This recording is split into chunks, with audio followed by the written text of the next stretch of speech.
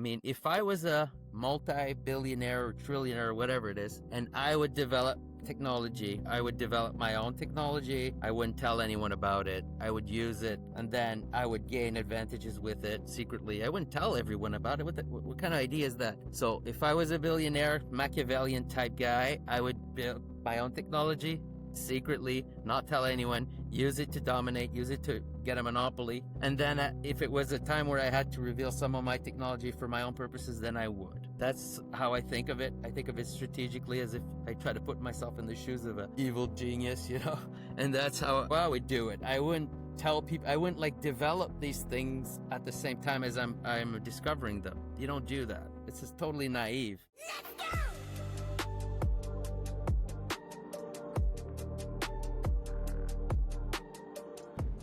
How's your day going? It's pretty good. It's starting to look closer to winter here. It's definitely fall. It's getting colder and colder really quickly, so that's what's going on right now pretty much here. Right. You have like a yurt or something like that you have set up, or what do you got going on? Yeah. Well, yeah, I have I live basically in a yurt. I have a house, but it had some problems with it, like mold. So it's been like that for a few years now because I don't have the resources to fix it. It would be really expensive to fix it. So basically, I had a yurt already. So basically what I did, I just bought a piece of land like in a wooded area that wasn't too expensive, and I put a yurt on there. So that's basically where I'm living now. I'm living in the yurt. So I use the house for like water and electricity. I charge batteries and stuff like that, but I just can't live in the house anymore because it has some like mold problems. So that's basically what my situation is. So I'm living in a yurt, but I own a house, but it's like a house that I can't live in. So it's like I don't have it. It's like I don't have a house. Still useful though, because I use it for electricity. Otherwise I'd have no electricity either, and I'd have no water, But since I could still use the water and electricity, so it's still kind of a useful situation for me. But I like living in a yurt. It's a pretty cool thing that I ended up doing, not on purpose, but still I'm grateful for it. I gotta say, because now I'm basically living kind of close to nature and things like that. Mm-hmm.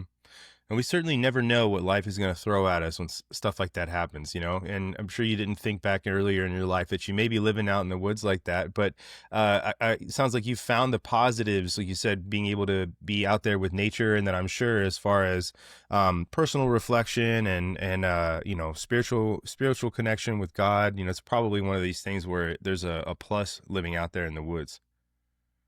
Yeah, absolutely. Yeah, I was not planning on it, but now that it happened, I gotta say, it definitely has some positives to it. It has a lot of negatives too, but yeah, in terms of I learned a lot by living kind of more rustic life a little bit. I learned a lot of things actually in terms of the biblical interpretation, because that's basically what I do. It kind of showed me a lot of things that I needed to learn to kind of interpret the Bible in a more natural way, primitive way, because it's kind of hard for us now because we lost a lot of the old knowledge, let's say, that our ancestors had, and not so long ago even. But in terms of agriculture and stuff like that, I'm not a farmer, but I started gardening and things like that, which is something I hadn't done before, really. That's awesome. And mostly I'm also talking to different kinds of people here, because I wasn't living in the, let's say, rural area before. I was, like most people, I was living mostly in the city, and at one point I decided I had enough of the city. I couldn't stand it anymore. So, when you have three neighbors that are playing loud music above you, below you, next to you, and things like that, you at one point you kind of go crazy a little bit, and then I realized I could deal with it anymore. So I just decided to move, let's say, to the country. So, which is what I did. And it has its own set of problems, which is what I found out, obviously. But so now I interact with different people, more like farmers and hunters and things like that. And it's like I learned a lot from that, and I apply what I learned from these people to biblical interpretation. So it gives some very interesting results. So because we have to put ourselves, this is my whole thing, we have to put ourselves in a worldview that is similar at least we have to try, is to put ourselves in a mind frame that's similar to, let's say, what was present in the past. If we can try to think like people who lived in biblical times, if we can, it's a Mm-hmm. good idea, because then we can kind of see what was important to them. There's lots of things that I learned, actually. Like, it kind of changed my way of seeing things very much so. I don't Really? interpret things as I used to, because of a lot of it, because I've talked to farmers, actually, like Mm, things that I'd never considered before. Well, I mean, I could give a really simple example of that. So I'd love let's that. say the idea of the Sabbath, the idea of Jubilee, sabbatical years and Jubilees and things like that. It's like, Mm-hmm. once I started talking to farmers, I realized what that really was about. This idea of rest. Just basically, it's really simple. I mean, farmers know this, but I didn't really. Uh, the idea that if you exploit the land in a certain way too many years in a row, let's say you're always planting the same crop. At one Mm-hmm. point, it doesn't work anymore. There starts to be problems like insects, diseases, things like that on your plants, and they get Mm. weakened basically, and they become vulnerable. And then at one point, you can't even grow that crop anymore. So this is something I mean, I heard it theoretically before, I guess, but I never saw the importance of it. You see, it's a lot about seeing the importance of things. It's like I knew this Mm-hmm. in theory, what I just said, but now I know it more in practice. And you could, when you talk to people who deal with this, so you got to do something um, to fix that problem of, if you keep planting the same thing over and over again, at one point it doesn't work anymore, right? So Yeah. the idea is you have to follow the land, right? This is something farmers still do in some places. Most people use fertilizers now, so you see, even farmers, if they use fertilizers, might even not know these techniques of these more ancient techniques of following the land, right? Which is just letting it just do nothing for a year. So what's behind the Jubilee and things like that, sabbatical year, is this. So at one point, you gotta let nature take over your land for, let's say, a certain amount of time, so that it starts being productive again. So this is a really important concept in the Bible. Now it's like I see the importance of this thing, and a lot of what's in the Bible is related to this idea of um, letting nature take over for a time. Mm-hmm. And it's a kind Mm-hmm. of a dangerous thing to do, obviously, because you don't want to lose everything, because if this happens on its own, obviously, if you do nothing, nature takes over. Usually it's a bad sign when let's say you don't do what you're supposed to, you don't do your maintenance of your land or your home or whatever, nature takes over. Mm-hmm. Usually it's not a good thing, but you have to do it at one point in order to heal the land, and then you can start planting Right. again. So this is a very important concept in the Bible. Many things derive from that idea. Yeah. Mm-hmm. No, I love So that that's an you've example. said that, because it's a wonderful example. Because God, when I look at society in general, we do so much to separate ourselves from the earth, and God gave us the earth to be stewards of it and take care of it. And when what you're talking about here is participating in that stewardship by growing your own food and being self-sustaining, it allows you to recognize that, like, a lot of what there's ancient wisdom, the biblical wisdom that our ancestors had, is tied into the actual toil that goes into everyday life, and that these lessons, they can be understood from an academic sense, I suppose, but when you actually go and participate in this, you understand in a much deeper way. I use the example of, how would you rather know a candy bar? Would you rather read the ingredients, or would you rather eat it and then know it that way? And the same here is the participation in the work that you're doing. And you look at modern society, and we've built cities and we get away from it, and everything that we have, right? This house, this computer, the store, all of it is artificial. It's not real life. It's what we've done to make our lives easier. And it's no wonder we lose sort of this meaning that some people, I think, still want to be in tune with, because they want to learn about it in an academic sense. They read about, they listen to. podcasts or whatever. But there's this return to nature I see now with a lot of people online wanting to be self-sustaining, wanting to grow their own food. And I think it's a symbol of our culture and its loss of that connection. And it's no wonder that these people that are participating in this sort of lifestyle are in turn finding God in it because they are connected, right? And the toil of the earth and taking care of your family and having a family and being and participating in it in the most rich way possible, you begin to see where all of these things fit together. And sort of, I guess, the glue that holds it all together is a relationship with God and having that. And so it's no wonder that you're participating in it and you're talking to these farmers and they have all of this knowledge. My grandfather was a dairy farmer for most of his life, and then my other grandfather was an agricultural farmer as well. And one of them grew up in New York and lived in New York, and the other one was in West Virginia, and then eventually moved into more the southeastern region of the United States. But the knowledge they have and the way that they are in tune with the earth, like think of a farmer's almanac and the predictions that are in a farmer's almanac about what the coming year is going to bring. There's so much accuracy and truth in the things that they say because they have to live in and around the ecosystem. And you, as a farmer, you described it perfectly with taking care of the land and not planting things over and over again. That you have to learn how to be in equilibrium with everything around you because you're a part of it. And I think so many people tend to see themselves and human beings as something separate from nature when we are not. We are all God's creations. And so it's both incredible and interesting, but also completely logical and should be common sense that you living in and around and participating in and taking care of the earth and being one with it in that way is going to teach you more about God, I think, than even just reading about him in the Bible or a book. So I love that you gave that example. It's incredibly insightful, and I think too that a lot of people are starting to realize that. I see a big return to that agrarian, rural, pastoral, and spiritual way of life lately. Yeah, So, it's absolutely what happened to me. Basically, yeah, kind of just happened, not on purpose, but it did. Well, it's not that true that it wasn't on purpose in the sense that I had the idea that I wanted to learn how to grow food at one point. This was before hmm I had my problems with my house and all that stuff. I did want to.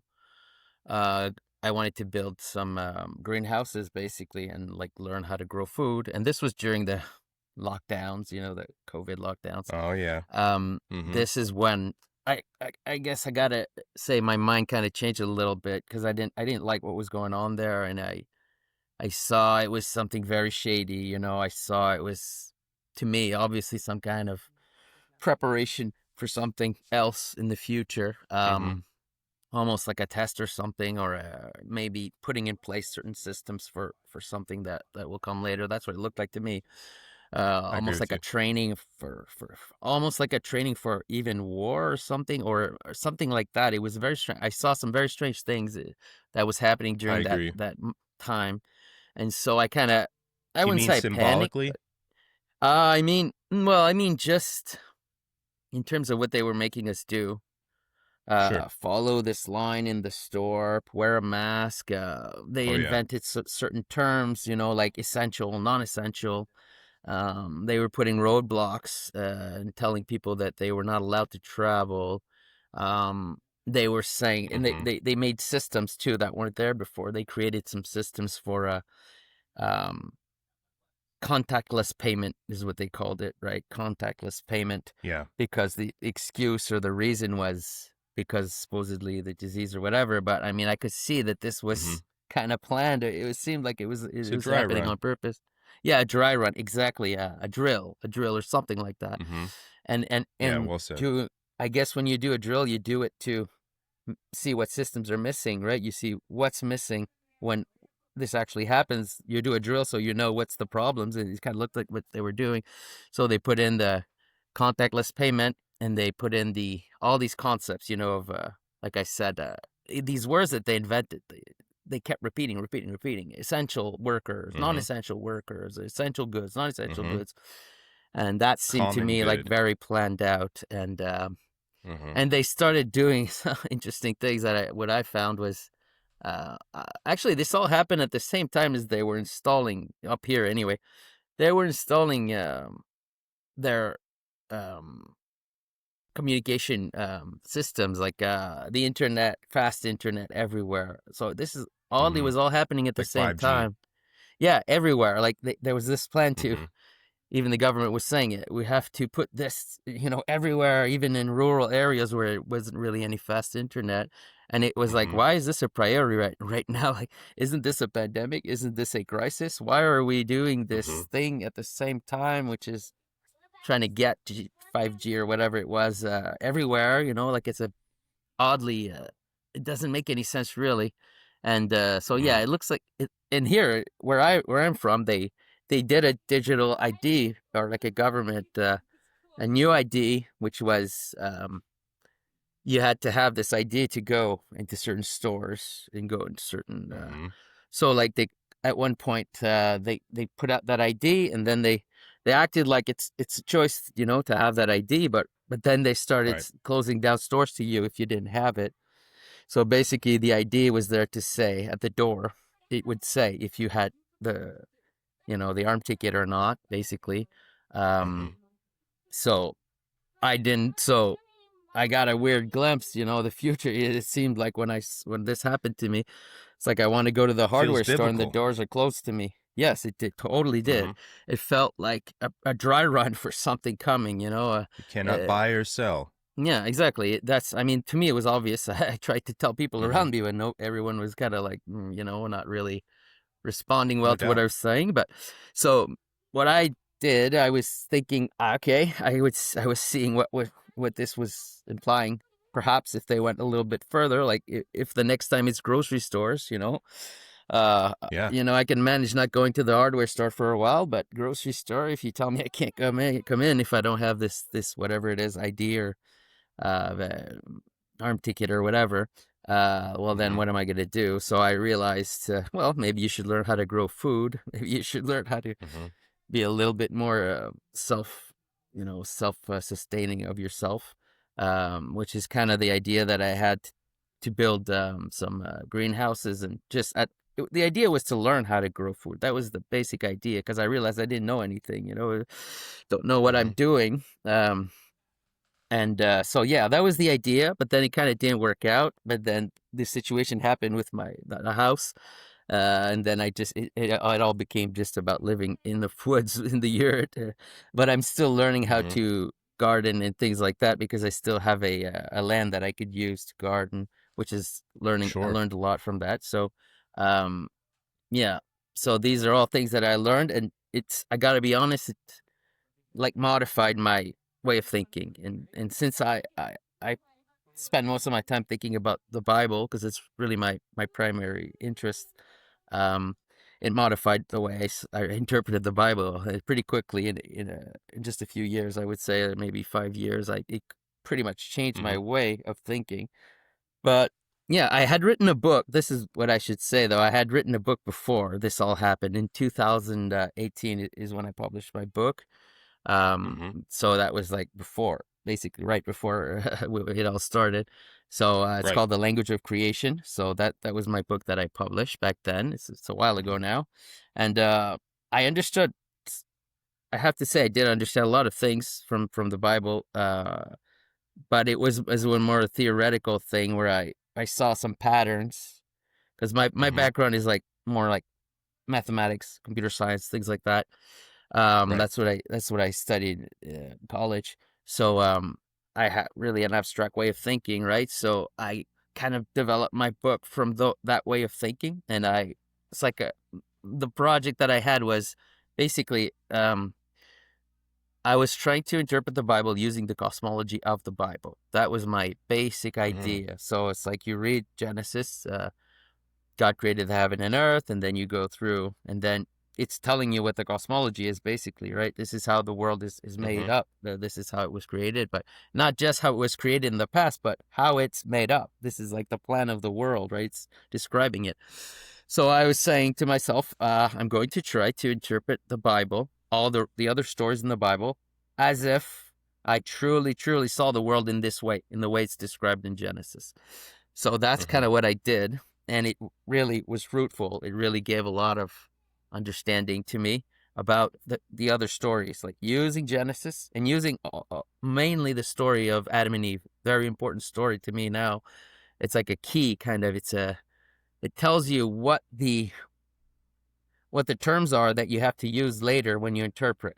So it's like giving you a Really? cipher or something like that. It's giving you a key. And then using that key, you use that to interpret the other stories later on. And that's the best way to do it. It makes sense of a lot of things in the Bible. So I already had kind of understanding, but then after that, yeah, that whole thing happened. And then I started living a lot closer to nature, let's say. And then, yeah, I kept all those ideas from the past, but now I got my hands dirty, let's say, and I talked to some real people, people that are actually doing things and growing things and taking care of animals and hunting, fishing, people like that, basically. Country people, we could say, not city Sure. people Yeah. mostly. And it's like they Yeah. have their own knowledge, it's not lesser knowledge than the other stuff, than the more theoretical stuff. So from Mm-hmm. that, now I'm building from that now. I still think with the other stuff that I publish, in my book, but now it's like grounded. I grounded it more, and it's really been helping me. So now I have a really, I would say, deep understanding of a lot of the stories in the Bible, and that I'm hoping to write another book, maybe more than one actually, like Mm-hmm. commentaries and things like that. Commentaries Mm. about stories in the Bible. There's certain stories that I like more than others that I find more interesting, but Sure. yeah, I'm gonna be using more the story of Adam and Eve as a basis. In my other book, I used more the story of creation. Now I would be using more the story of Mm-hmm. Adam and Eve as a kind of basis, and then I would be interpreting the rest of the Bible with that. But now using the knowledge that I gained recently, like things like I said, like following and things like that. But there's many other things that I learned, so I'll be using that. Yeah, that's a lot of great perspective you've had from what you've had to do recently. And I'm curious too what you're talking about. You called the story of Adam and Eve a cipher and a way to interpret the Bible later. But then would you mind explaining a little bit what you mean and maybe giving some examples of how you've identified it as a cipher? Yeah. Okay. This is not an easy subject, I gotta say, for starters, because Okay. I could still try though. I mean, but you forgive me if I have a difficulty doing it, because it's something. It's like you have to use these categories as a lens to read the other stories, which is not an easy thing to do. And Mm-hmm. especially not to just talk about casually, but I could still try. Like I could find some examples, let's say. Um, okay, look, I will find examples. Okay, Examples are great. I'll use what I was saying before, since I already kind of explained something. The idea of following. Okay, so one of the Mm-hmm. things I understood at one point is that one of the big patterns of interpretation that's in the Bible is um, the day and the night. Okay, so these are like Mm-hmm. two modes of being, the day and the night. So during the day, we do certain things, and during the night, we do other things. Okay, but you got to look at that as a kind of a pattern of interpretation. So there's a work time, and then there's a rest time. Okay, so this is something obviously important in the Bible, but then when you start interpreting everything with that, it kind of reveals many keys to stories. Okay, so Mm-hmm. here's an example that's really basic. Um, it kind of changed my perspective on the story of Cain and Abel, actually, because Oh. I started interpreting it with the concept of rest and of following and all that, which I kind of ignored before. So in the story of Cain and Abel, and now to me it's kind of become obvious now, because it starts the story of Cain and Abel with at the end of days, or at the end of the days, they brought their sacrifice to their offering to God, and then God did not accept the offering of Cain, and looked favorably to the offering of Abel. Okay, so now I kind of interpret that differently that I used to, because now I have this concept of resting of the land and of following in my mind that's really seen as important for me now. So now I realize, like, what Right. does it say at the end of the days? And then I'm like, oh, it probably means it's the end of the day. Now it's the rest. Now we need to rest. So it's the end of the work Mm. period. Now we need to rest. So it makes sense because Cain is an agriculturalist, is a farmer. So it's like he's been planting all this time, right? Planting, and now it's the end of the day, which means the land needs to rest. Basically, it's the night of the cosmos, let's say, Mm-hmm. or the night of the land. Mm-hmm. So now this is why the offering of Cain is rejected, because he's been planting the same thing over and over again for such a long time, and now his fruit is no longer good because he's reaching this limit of the land can't produce this anymore. You see, it's time to do the following now. It's time for a Jubilee, basically, or a Right. 7-year sabbatical year, something like that. So that's why his Mm-hmm. offering is not good. You see, it's like logical, completely logical. And in those days, Sure. God didn't yet give them the law of following and all that. It's like they didn't have these laws yet, we could presume. So it kind of explains that later, because we have those laws, these events don't need to happen later. But it's like at that time, maybe they didn't know, and he just kept planting and planting and planting. And at one point, your offering's not good anymore. Why? See, we know now because the land needs to rest. That's the reason. And then, so Right. Abel is acceptable. Why? Because he's a herder, right? He's like a pastoralist. So Mm-hmm. that makes sense, because if the land needs to rest, maybe a herder is something that you might adopt this lifestyle now during the resting of the land. You can't farm anymore, but you can Mm-hmm. have cattle, because they could just eat grass. You see, they don't need to grow anything special. They could survive on this just grass that grows naturally while the land is being fallow, basically. So it's Mm-hmm. like a way to survive during the rest, you see, that was needed at that point. And so Yes. it's like now God accepts his offering. It makes sense, you see. Now it's time of the Sabbath or the rest of the land. So I'll accept the offering of Abel, because it's like Abel's job is to subsist or find a way to exist during the resting of the land. And then later, we could imagine later, the land would have rested. Let's say we're doing a different scenario than the one that happened, let's say, with the same kind of logic that I'm trying Mm-hmm. to show here. Later, the land would have rested, and at one point, maybe it would have said, now Cain's offering is accepted again because the land rested, so now he can grow good crops again. So now God may have accepted now this new offering. So all of a sudden, the story of Cain and Abel to me became a story of, it was a sabbatical year. That's what it was. It was time for that. So that's why Abel kind of took over, and his offering was acceptable because he was having a different lifestyle that was concordant with the idea of letting the land rest. Letting Mm-hmm. not growing anything from the land. So that's an example. And actually, I could give you some interesting insights about that, because the Yeah. name Abel, his name Abel, is related to the word Jubilee. You see, because a Jubilee is exactly what I Really. said here. It's 50 years, 49 years of work, and then there's like a year of Jubilee, which is a year of rest. It's like a big giant sabbatical year, basically.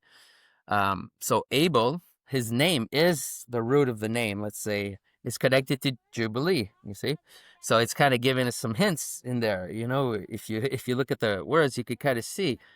So Abel is related to that. So it does make sense. And you kind of get more hints too in the story, because basically what happens, as you know, certainly, is Cain gets angry. So instead of accepting his fate, that now you're not gonna do your normal work, it's gonna be Abel for a while. But I'm the one interpreting that. Of course, that's not what it says. But Right. instead of accepting that fate temporarily, let's say, he wanted to stay in power, so he murdered his brother.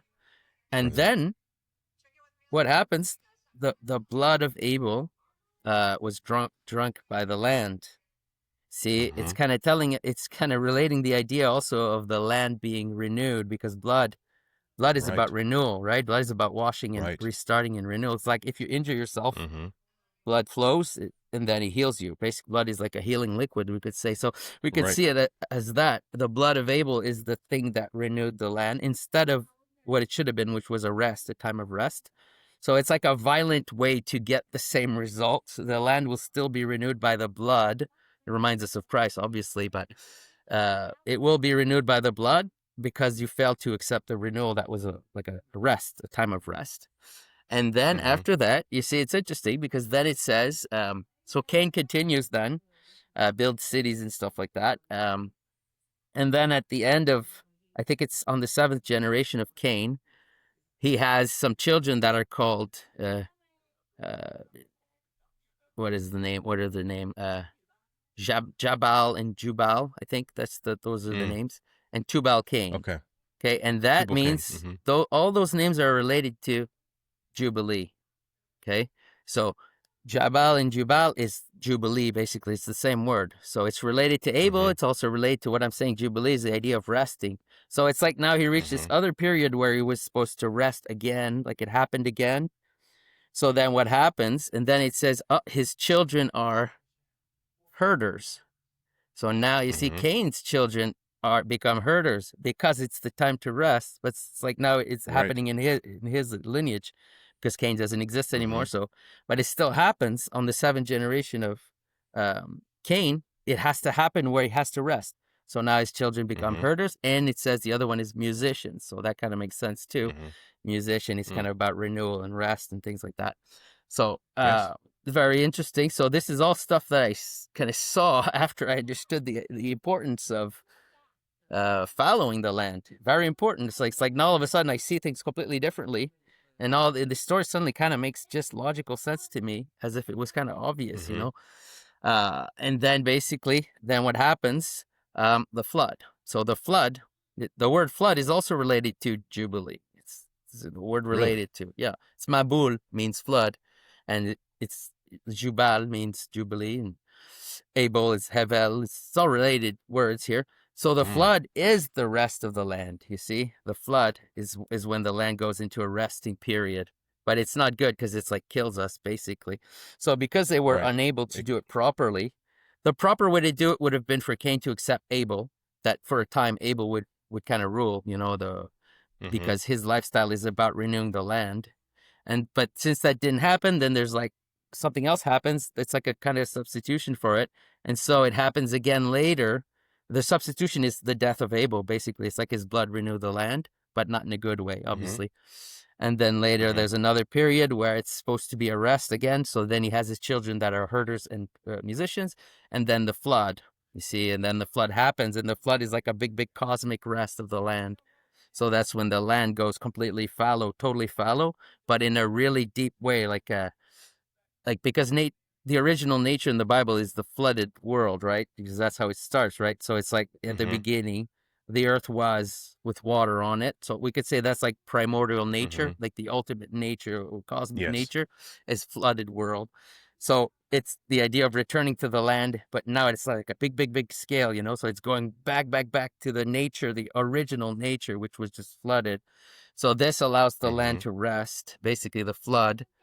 And after the flood, the land is renewed and it starts again. So it starts like a new world. And now you could start planting crops again. And this is also why it says immediately Noah became a man of the soil. So now you can plant now because the land is rested during the flood. So you see, it's all about following. Almost everything I say here had something to do with the concept of letting the land rest and the importance of doing that. And then if you don't accept that, then you can have some conflicts. You know, it's like if it's time to do the rest and somebody doesn't want that, different conflicts can happen, different problems could happen. And then, but in the end, the land is still going to be followed big time. It's like if you don't want to do the following, that's why there's like many different levels of this idea. There's the weekly Sabbath, which is the rest, work during the week, rest during Sabbath. And then there's the 7-year Sabbath. And then there's the Jubilee, which is like 7 times 7. So you see, there's like these giant scales of the cycles that restart the land. So it's like these big, big periods of rest, and there's bigger and bigger and bigger and bigger. Then there's the flood. That's the biggest one, I imagine. So see, that's a good example of this kind of stuff I started understanding kind of obviously now in my mind. It became a little bit more obvious than it was before, because now I understand the practicality of letting the land rest. It's like, it makes sense to me now. So I don't know if that's if that helps. It does. That makes a lot of sense what you're saying and explaining it. It's like an allegorical way of understanding it, but there's logic to it because this is just sort of how nature works in and of itself. You know, ecosystems come and go, they die. Certain animals live in an area and then they leave for whatever reason. You know, human beings, our early ancestors used to follow herds around. They'd hunt, so they understood, you know, what their natural grazing patterns were and leaving the area.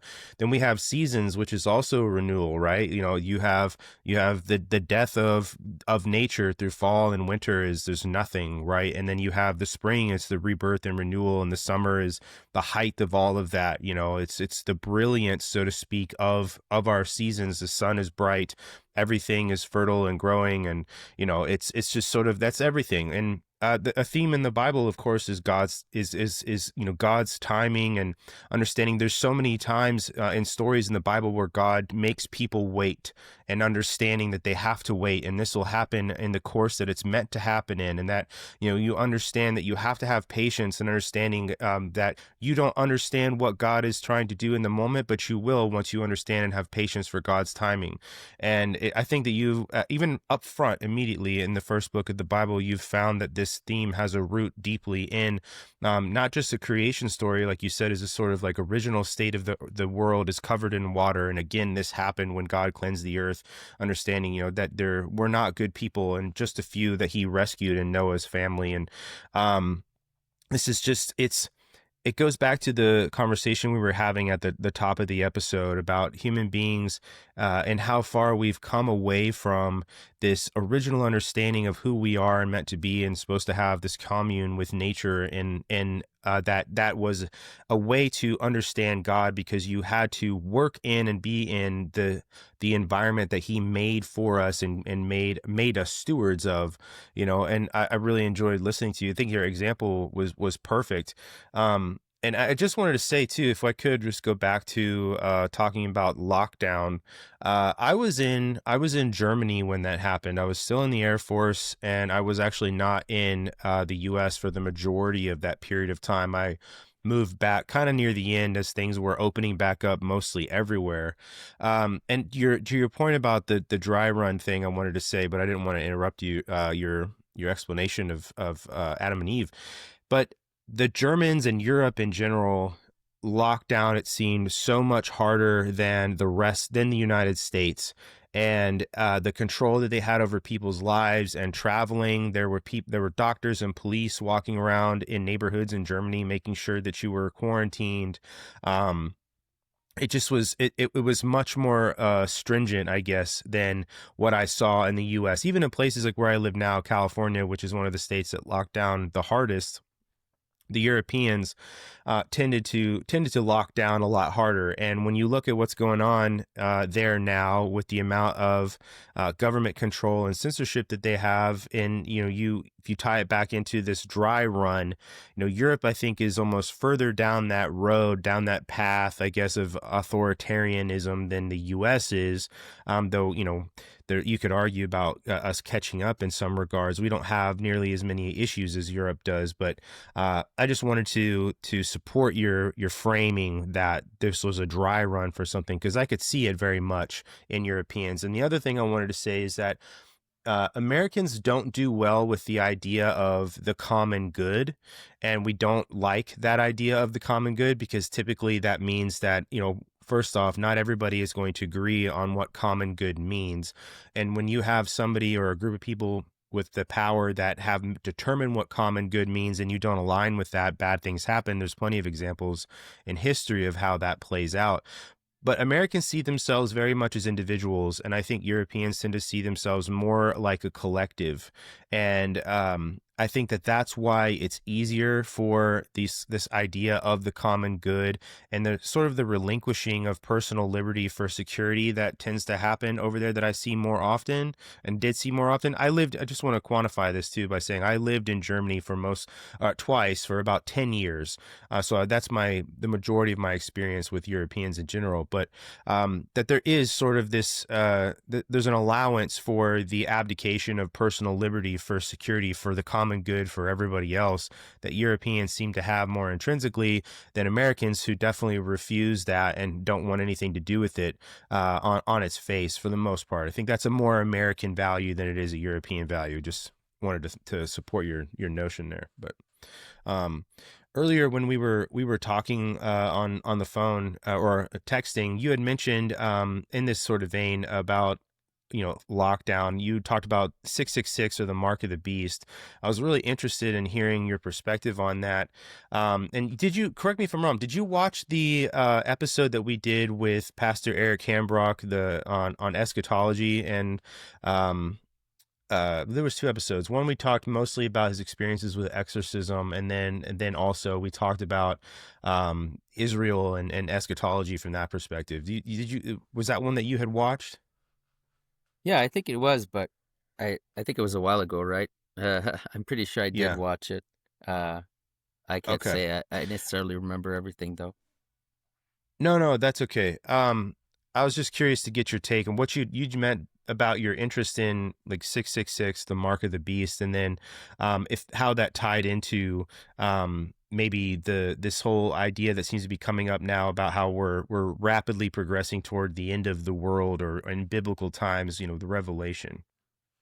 Yeah, well, I kind of interpret it from what's in the Bible, the idea of Mm-hmm. 666, like what's in the Bible. I'm not the only one who's done this, but I just look at what it says, and basically, there's only one place really that it talks about that number in the Old Testament, which is this gold, Solomon's gold, basically, right?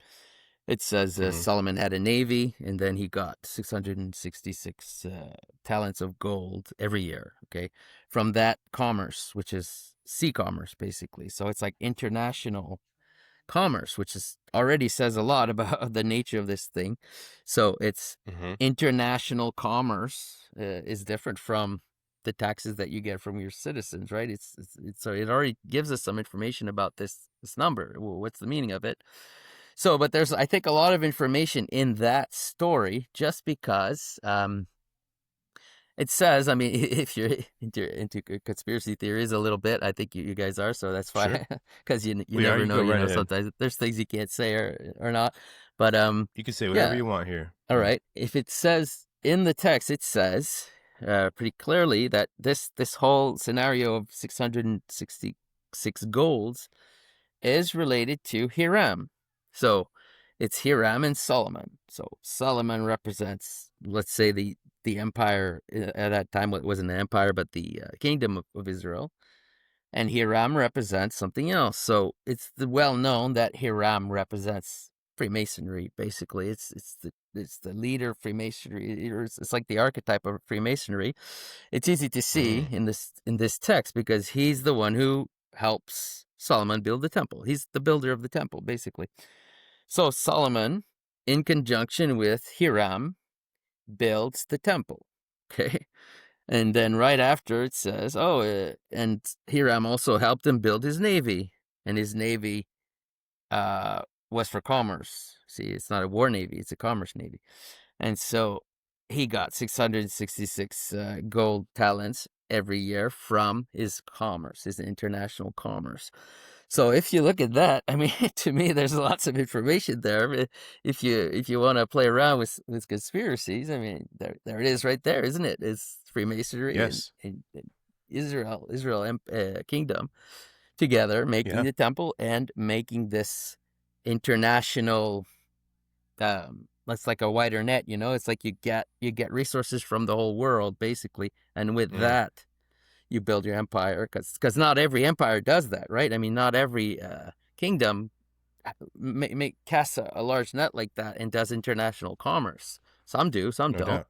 So it kind of tells us some information about this number. And there's other stuff too that you could kind of, if you just want to have interested in this idea of 666, just these aren't things that you can prove. Obviously, it's never going to be proven or anything, but it's just interesting to think about. The idea also that it's 666 gold from the sea. We could say it like that. It comes from the sea, because that's an important image in the Bible. The image of the beasts that come from the sea. You see, they rise from the sea. It's like, what does that mean? It means something. It means usually an empire that rises from the sea is to be contrasted with something that comes from God, right? Because God, like it says in the Bible, gathers dust and then blows his breath into the dust, and that creates man. So that's like an image of how God creates man. So, and in the stories of the Bible, that's how it's presented. God gives his law to Moses, right? And then he gathers them from Egypt. So it's like gathering the dust is gathering the people from Egypt, and then he blows his breath into it. He gives the law to these people, and he creates a nation, right? So that's the pattern of creating Adam that God uses. But then there's another pattern that's showed in the Bible, which is a beast rising from the sea. So that's like a big empire that kind of emerges. This is how we could say the right word for it. It emerges. It's not from God. It's like not God that chose it or breathed into it, anything. It kind of came out of the sea. The sea represents chaos, it represents meaninglessness or something like that, right? So it's a meaningless, really. It has no spirit. It has no real spirit that comes from God. It's only an amalgam of chaotic things that came together for a purpose that we don't really know necessarily. It's not from God anyway. That's the imagery that's used in the Bible. So you could say the 666 thing, you could kind of see it related to that in terms of it's the resources that came from the sea. So it kind of means the same thing. There's no spirit to it. There's no identity that came from God that created a real nation or a real culture. It's just comes from the sea. It's all the resources gathered from the seafaring, commerce, you see. So it's good. The idea of a beast that rises from the sea is related to the idea of doing commerce like that in the sea, because it means there's no identity that gives a meaning to this being or this empire. It happens in the past. This is why it describes it in the Bible, the different empires that take over kind of successively, one after the other. They're represented as beasts that rise from the sea because they don't have a profound meaning to this. These are like emergent nations, that are often about war too, just conquering and things like that. So they grow really fast usually, and then they kind of disappear and they're replaced by another bigger monster that kind of swallows them, because they don't have a permanent spirit to them. The circumstances grant them their greatness for now. This is all history works like this. There's empires that rise and fall, rise and fall, rise and fall, and there's other empires that stay. So Christianity is an example of an empire that stayed for a very long time, 2,000 years, we could say. But then in the meantime, there's different empires. I mean, where are the Mongols now? They still exist, but it's not really anything powerful. But at one point, they quickly rose. It took over half of the world, really, and created this gigantic empire that didn't really last that long. And then it kind of disappeared, and then it was replaced by these regions that, we could say the same about the Soviet Union. I mean, how do you say that in English? USSR. USSR, yeah. That was an example. I mean, it rose. That thing rose really quickly out of nowhere. It's like an emergent thing that happened. It's revolutionary drive. It's kind of related to the idea of the ocean. It's like it's like a rebellious spirit. It's not a real spirit. It's not a spirit like a real culture should have a spirit. Like, let's say Christianity is a spirit, a stable spirit that comes from God. But this revolutionary nation has not have a spirit. It's based on the idea of rebellion, basically, kind of like the sea is rebellious. It's wave after wave. It's not stable. It doesn't have a spirit. So that's how I see the 666 thing in terms of symbolism. I mean, kind of explains a little bit how I see it. There's the conspiratorial part where it's Israel and Freemasonry. I see it like that. Now, does that mean this is what's happening today? Perhaps not. I'm just pointing to the Bible and I'm showing that it's kind of that's what it says in the Bible, right? It's pretty clear. It's not even cryptic language. It's right there. It's Solomon and Hiram together making the temple, then making the sea empire. So that's one part of it. And the other part of it, you could do like more of a symbolic analysis of it, almost mathematical, which is This is one of the ways I see it. Is you could say also 666 is kind of related to the idea of counting, okay? Because it's compared to 7. It's like a contrast to 7, right? You have 7 represents the cycle. See, it's related to what I was talking about before, the following. 7 represents the returning to nature and the rest. Rest is returning to nature. It represents nature again. So 7 is connected to nature. This is something not necessarily a lot of people understand, but it's connected to not being controlling it. Because when you rest, this is when you don't try to control things. You let nature return a little bit. So that's the meaning of 7, rest. Yes. So the 666 kind of looks like, if you look at it kind of symbolically, it looks like something like it's a control, really tough control, controlling everything, but trying to go towards maybe 7. So it's like 666, like it would round off to 7 or something like that, but it doesn't. It's like something that emulates rest, but it's not. Something that emulates this sabbatical year or this Jubilee or something, but it actually is not. It's like a parody of it. That is like maybe controlled or maybe pretending to be a Sabbath, but not actually being a Sabbath, something like that. That's how I interpret it. It's my opinion. It's not based on anything. It's based on my understanding of numbers, really. It's like I have no proof, obviously. I see where I can see a lot of things in what you're saying. You know, you were talking about the sea being a representation of this chaos coming together to have some sort of meaning that we don't really understand it. It's like the paradox of having to have things that don't have meaning to understand meaning, and you have to have that duality of things. Otherwise, if everything means something, then nothing means anything, kind of thing, right?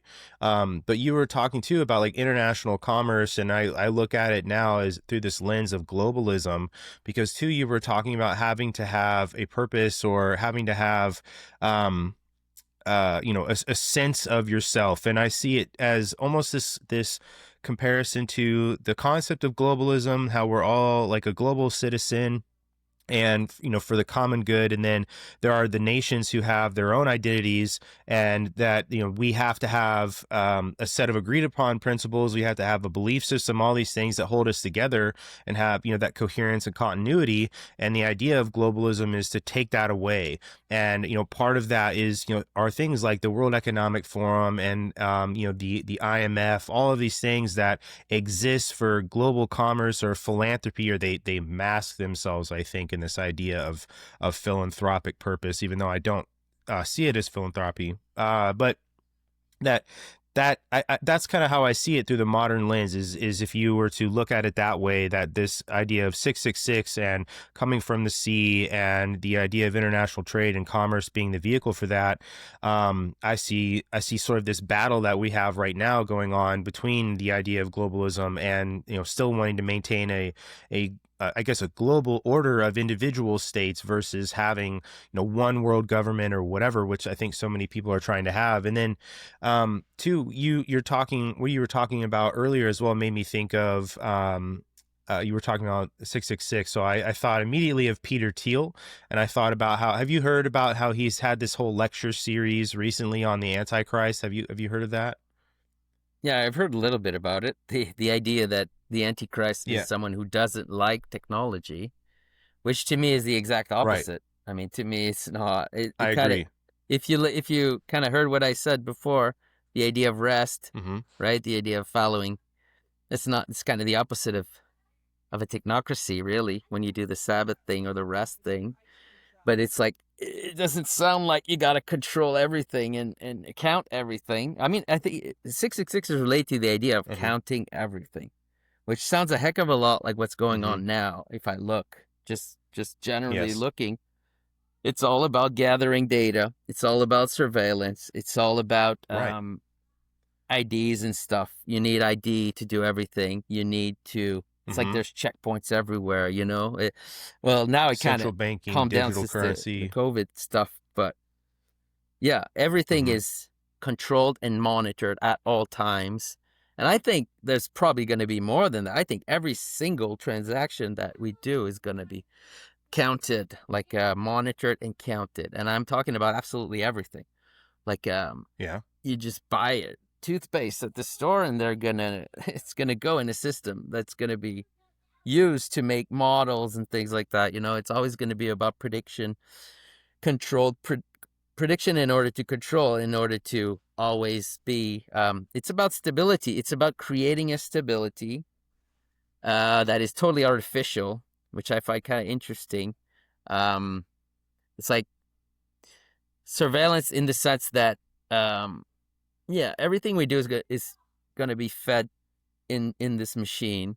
It's already starting. It's probably already here, really, if I'm honest. It's I being would say fed. it is here. Yeah.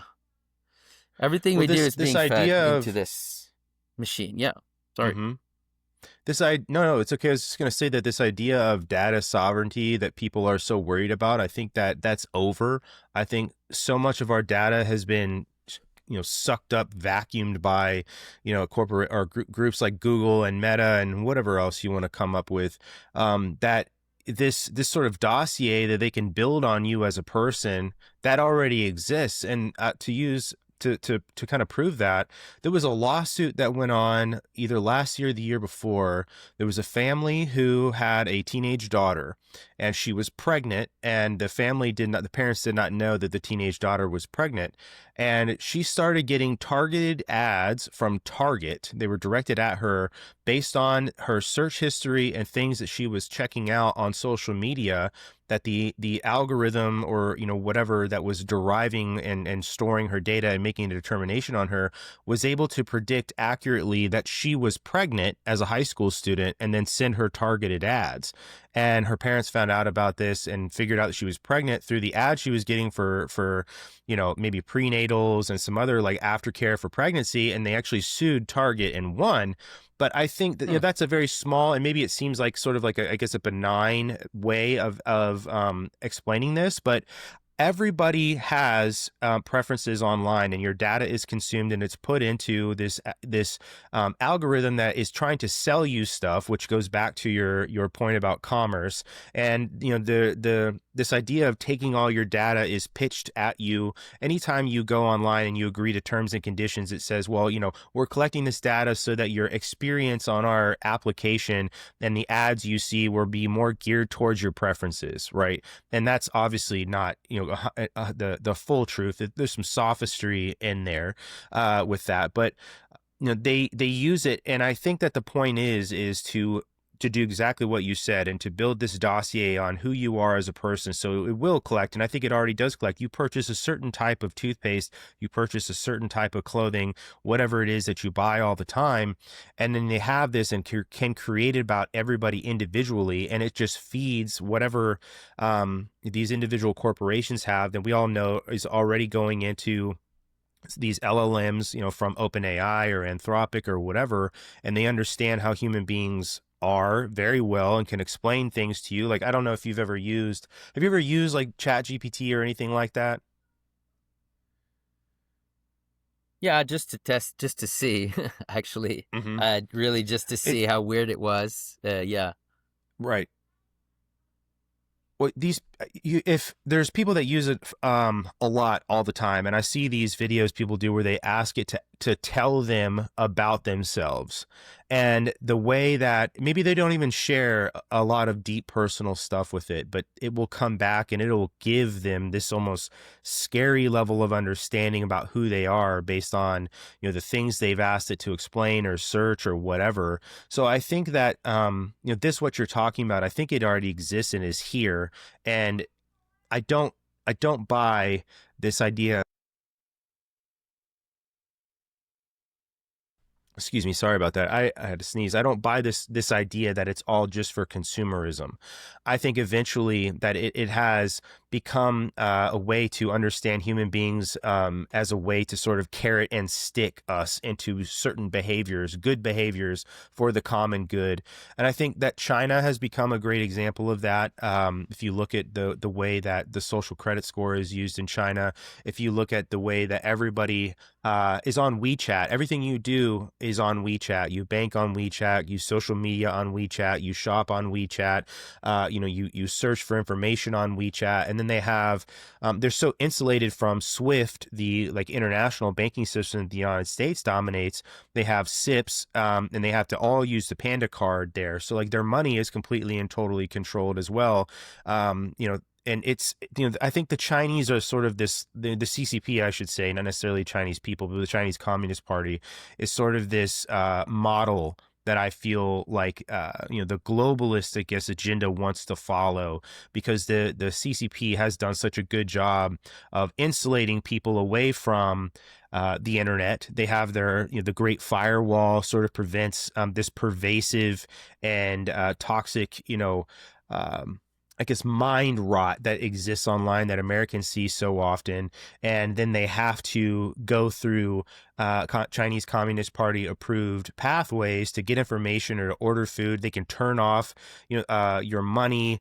They can, there's even, I've seen videos of how people that get caught jaywalking, their pictures are shown publicly to shame them into certain behaviors so they don't even do something as simple as jaywalking. So I think all of this, what you're talking about, already exists. And Chris and I, who unfortunately can't be here, I know he would absolutely love this conversation. You'd probably get a lot more deep, insightful conversation about specifically the Bible from him. But one thing we talk about very much is the irony in Peter Thiel's fascination with artificial intelligence and the Antichrist, and sort of his outward facade of keeping it at an arm's distance. And it's almost like he feels like he has to prove that he has, it's not going to be the Antichrist. And even though he's confronted with this this notion all the time that this artificial intelligence and Palantir and the things that it can do is very, very much seems like the sort of tool of all world control, Antichrist style government,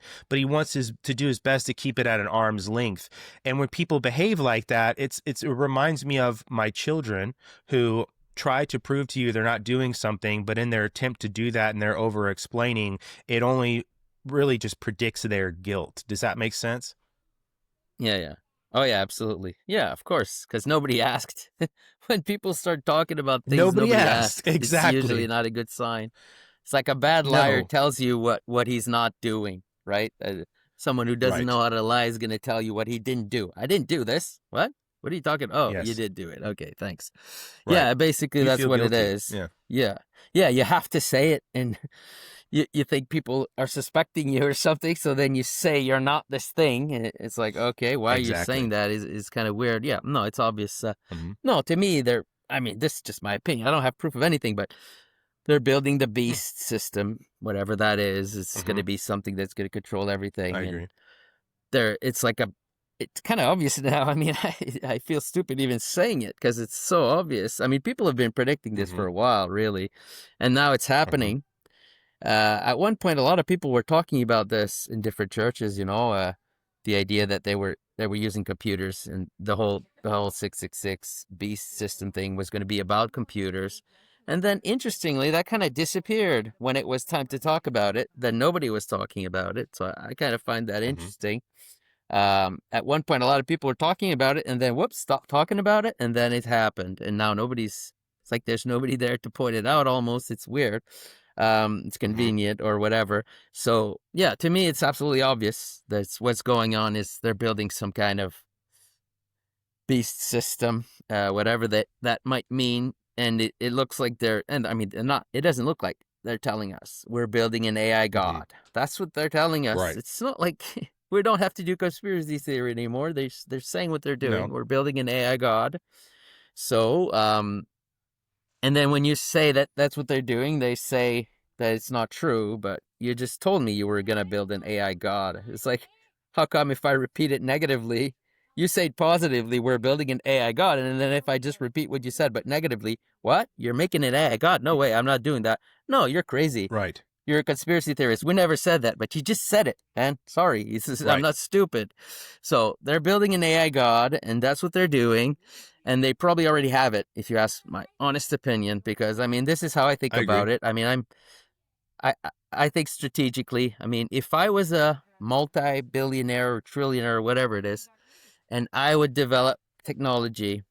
I would develop my own technology. I wouldn't tell anyone about it. I would use it and then I would gain advantages with it secretly. I wouldn't tell everyone about it. What kind of idea is that? So if I was a billionaire, Machiavellian type guy, I would build Be my the own worst villain technology ever. secretly, not Hmm. tell anyone, use it to dominate, use it to get a monopoly. And then if it was a time where I had to reveal some of my technology for my own purposes, then I would. That's how I think Hmm. of it. I think of it strategically, as if I try to put myself in the shoes of a evil genius, and that's how I would do it. I wouldn't tell people. I wouldn't like develop these things at the same time as I'm discovering them. You don't do that. Hmm. It's just No. totally naive. So it's like if you build a secret weapon, you don't tell your enemy. You know, you'd build it secretly, and then you lie. Hmm. You invent fake secret weapons that you have, so that your enemy gets false leads, and Hmm. then when it's time to use your weapon, you use it, and they can't do anything against it. That's how you do. I mean, that's how you do Hmm. strategically. So I mean, I can't think. I'm not able Correct. to not think like that.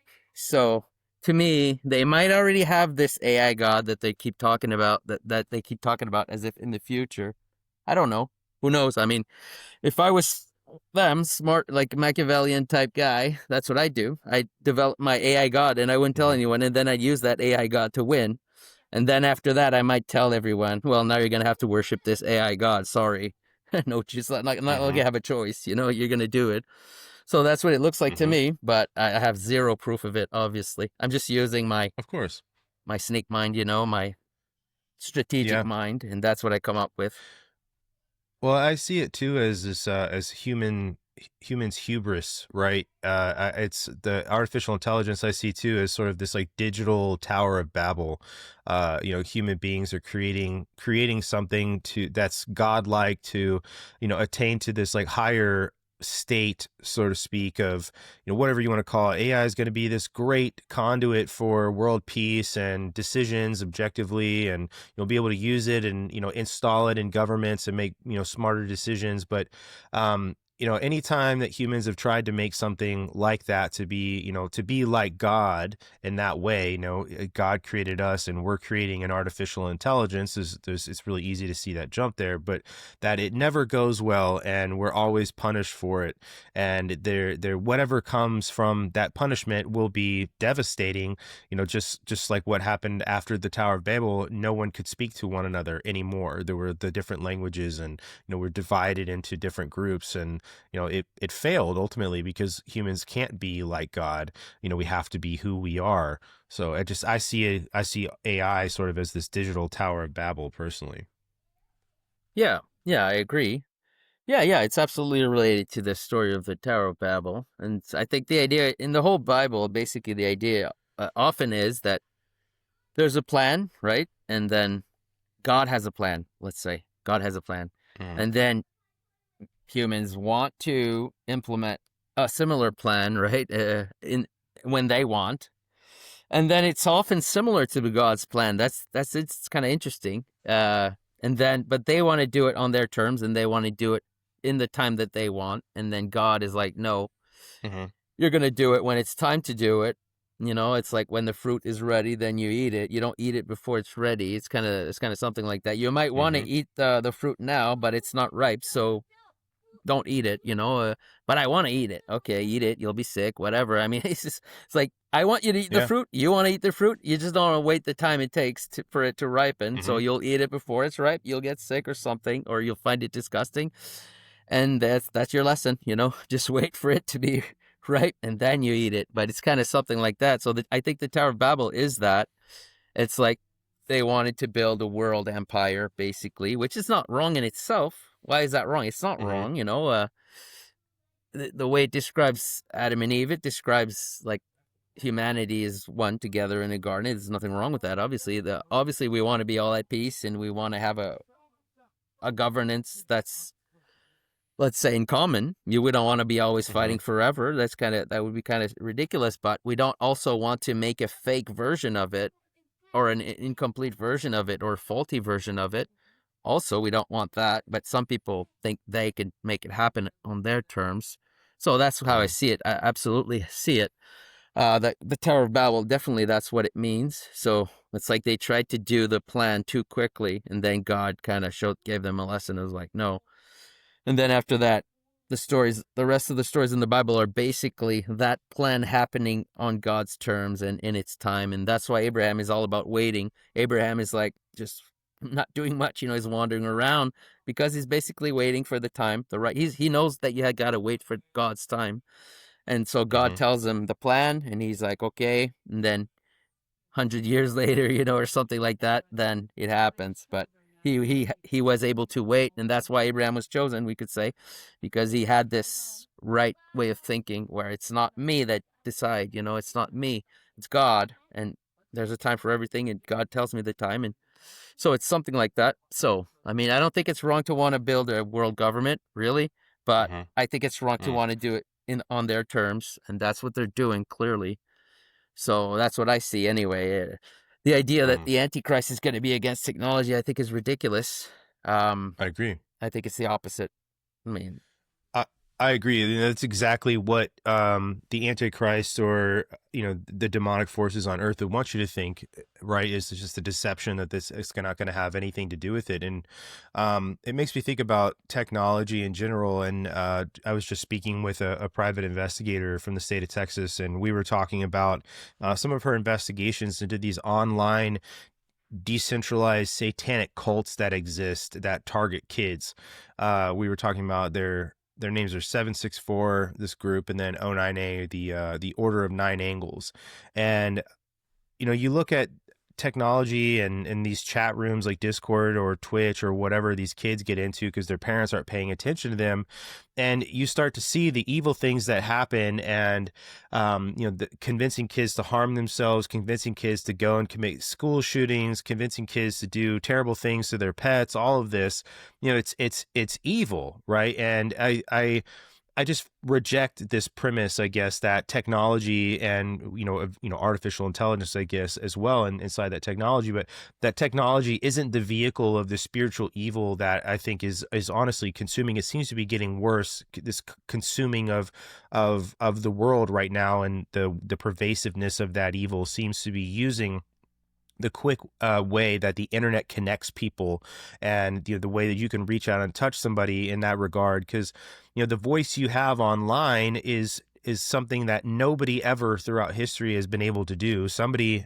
in ancient Greece could not speak to somebody in ancient China, instantaneously, but you can do that today. And so these voices, this message, this spiritual battle that's going on, of course it harnesses the internet. It's instant connection. It's instant. It's an instant way of getting into people's minds, especially the innocent, especially the children who don't understand the world and don't understand what's going on, and think, they get put in these situations where they're blackmailed into committing, these terrible things. They should just be able to go to their parents, but if their parents were involved, then they wouldn't be in these chat rooms with these terrible people in the first place. And so it's just this. It's, of course, it's a vehicle for that evil. It's already being used that way. It's just not as overt as I think one day it will be, I guess. Yeah, I see. Right. I'm really skeptical about, honestly, I'm really skeptical about absolutely everything that's going on right now. If you want to know my opinion, I think whoever's in power is really clever, and always does it splits in two, and it's like a controlled opposition thing, honestly. And it's always about doing something and then solving it. Yeah, well, this is well known. The problem reaction solution. I think this totally is how we're being ruled right now. And this is kind of example what you just said. It's like the internet causes a problem, or social media causes a problem, and then there's reaction, which is, this can't happen. There's school shootings and things like that, right? There's pornography, let's say, and there's all these things, which is actually a problem. It's not a fake problem, it's a real one. But it's kind of like the internet created this problem, so that's convenient. And then what happens? We have to put these laws in place to solve these problems, and it's going to be digital ID tracking. It's like all roads lead to this end point where it's like they create a problem of, let's say, pornography, and then they create a solution, which is, you need an ID to go now on the internet, not just to watch pornography, to go on the internet, period. I think that's where it's leading. You're going to need an ID to go on the internet. I agree. Not just in this one place, but it's like you got to start somewhere. So you start with the biggest problem, which is, let's say, pornography, or these kinds of places where you're talking about where people are getting brainwashed, to commit certain acts of certain, assassinations and attempts of like that. So then that's a huge problem, obviously. And so now what's the solution? We need to track everything on the internet, and we need to have an ID to go on the internet. And so I don't know if exactly that's what's going to happen, but I'm just speculating. It seems to be always functioning like this, the problem solution thing. I think this actually is how it's done. So it's really hard to know what to do sometimes, because it's like, if you fight against this thing, then they accuse you of being for something else that you're not. So let's say, I'll use the example of pornography because it's really easy. So if they say, oh, all these pornography sites that children are going on, it's degenerate, which it is. But then they say, we're going to put a digital ID thing in order for that not to happen. And then you see the ruse of it, and you're like, no, I don't agree with that. And then they're like, oh, you agree with pornography then, right? It's really a low-level argumentation, but that is what's going on. So it's like, whether you're on the left or the right, doesn't matter. They always know how to put you in a corner by using the other side. So it's like, I don't agree with what the government's doing. Let's say I'm more right-leaning, which I am. I don't agree with this aspect of the government now, even though it's right-wing leaning, let's say. And then if you don't agree with this aspect, then they say, oh, you're a leftist. You're like a leftist. You don't agree with what, let's say, Trump's doing right now. Then you must be a crazy leftist. You must be a transgender or something, something like that. And it's what? So they put you in a corner and they force you to choose and then be on team A or team B.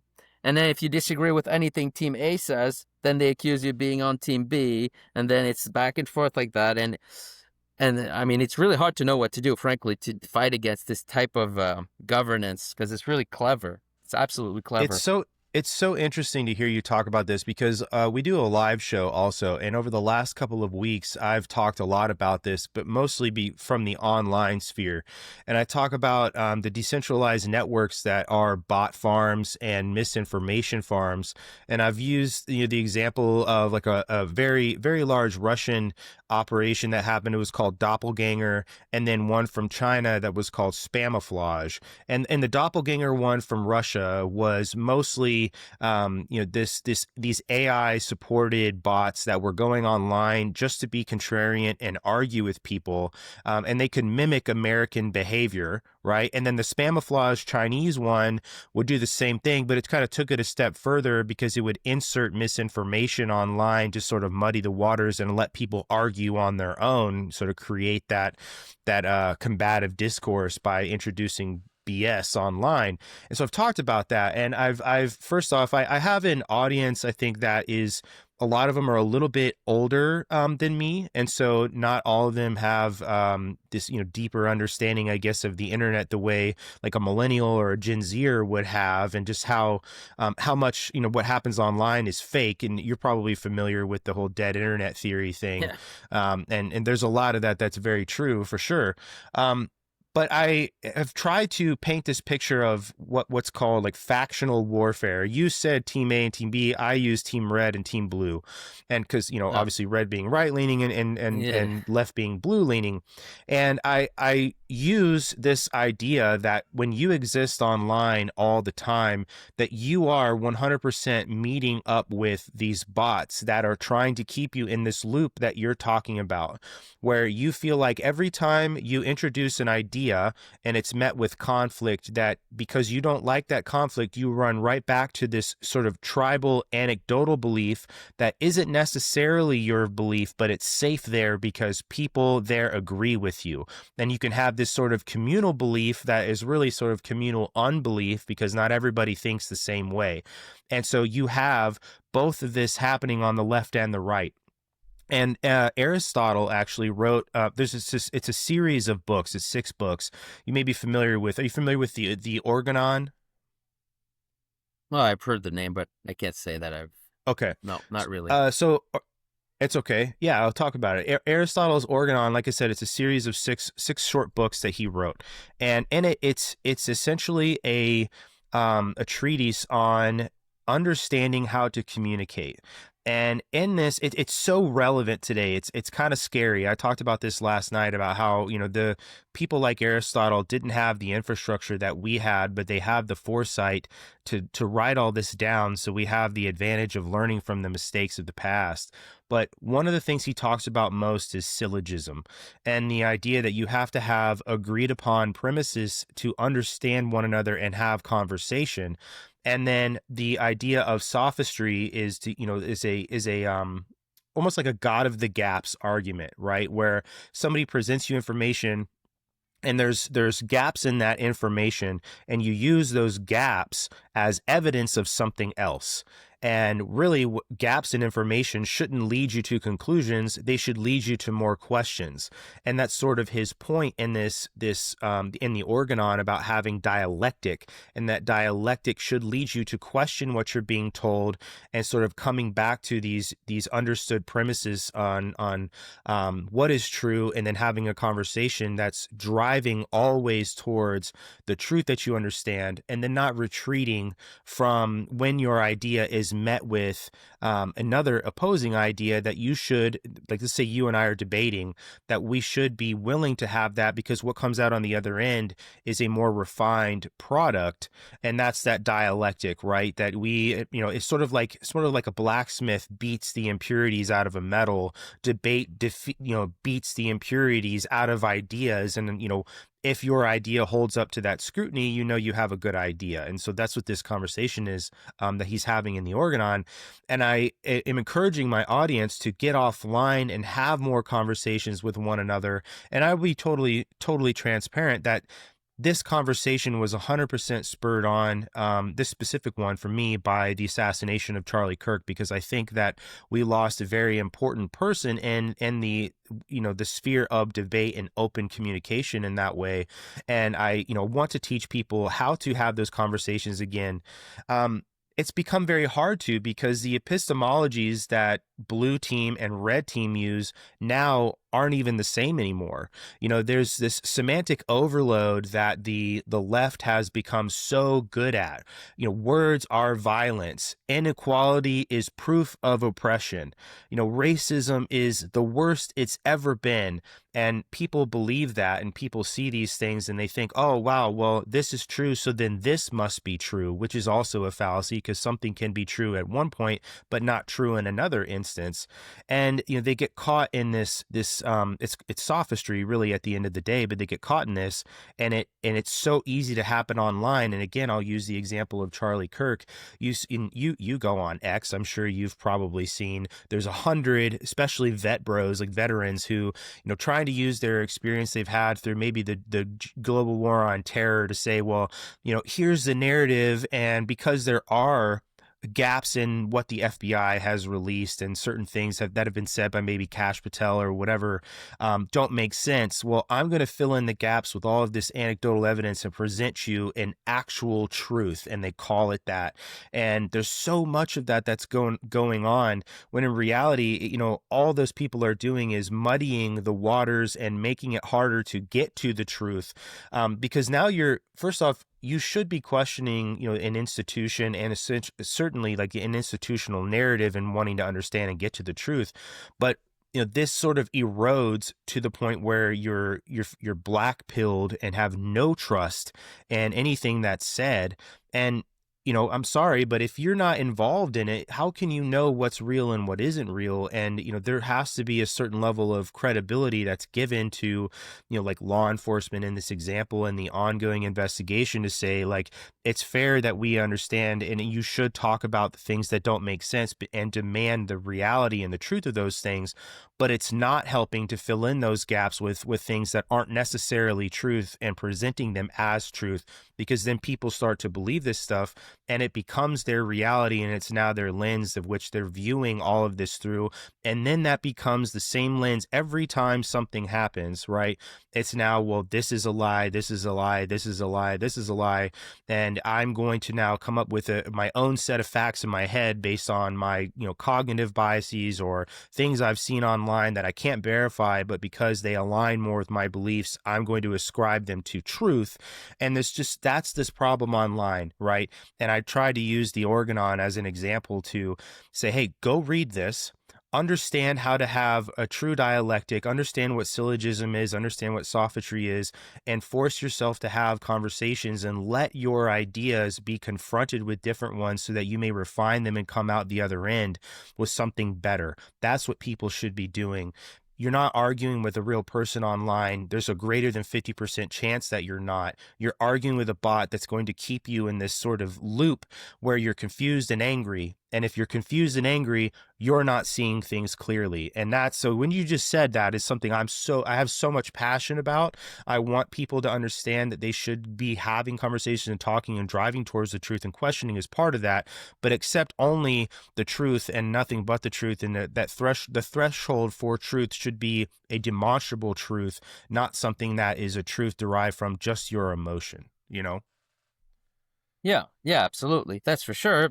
This, I think one of the biggest, let's say, psyops that have been done in recent years is the conspiracy theory psyop. I mean, it was such cleverly done, because the truth is, I mean, when you see things that are not consistent or they're not making sense, you should start making theories about what's really going on. I think you should, but you should know that they're theories.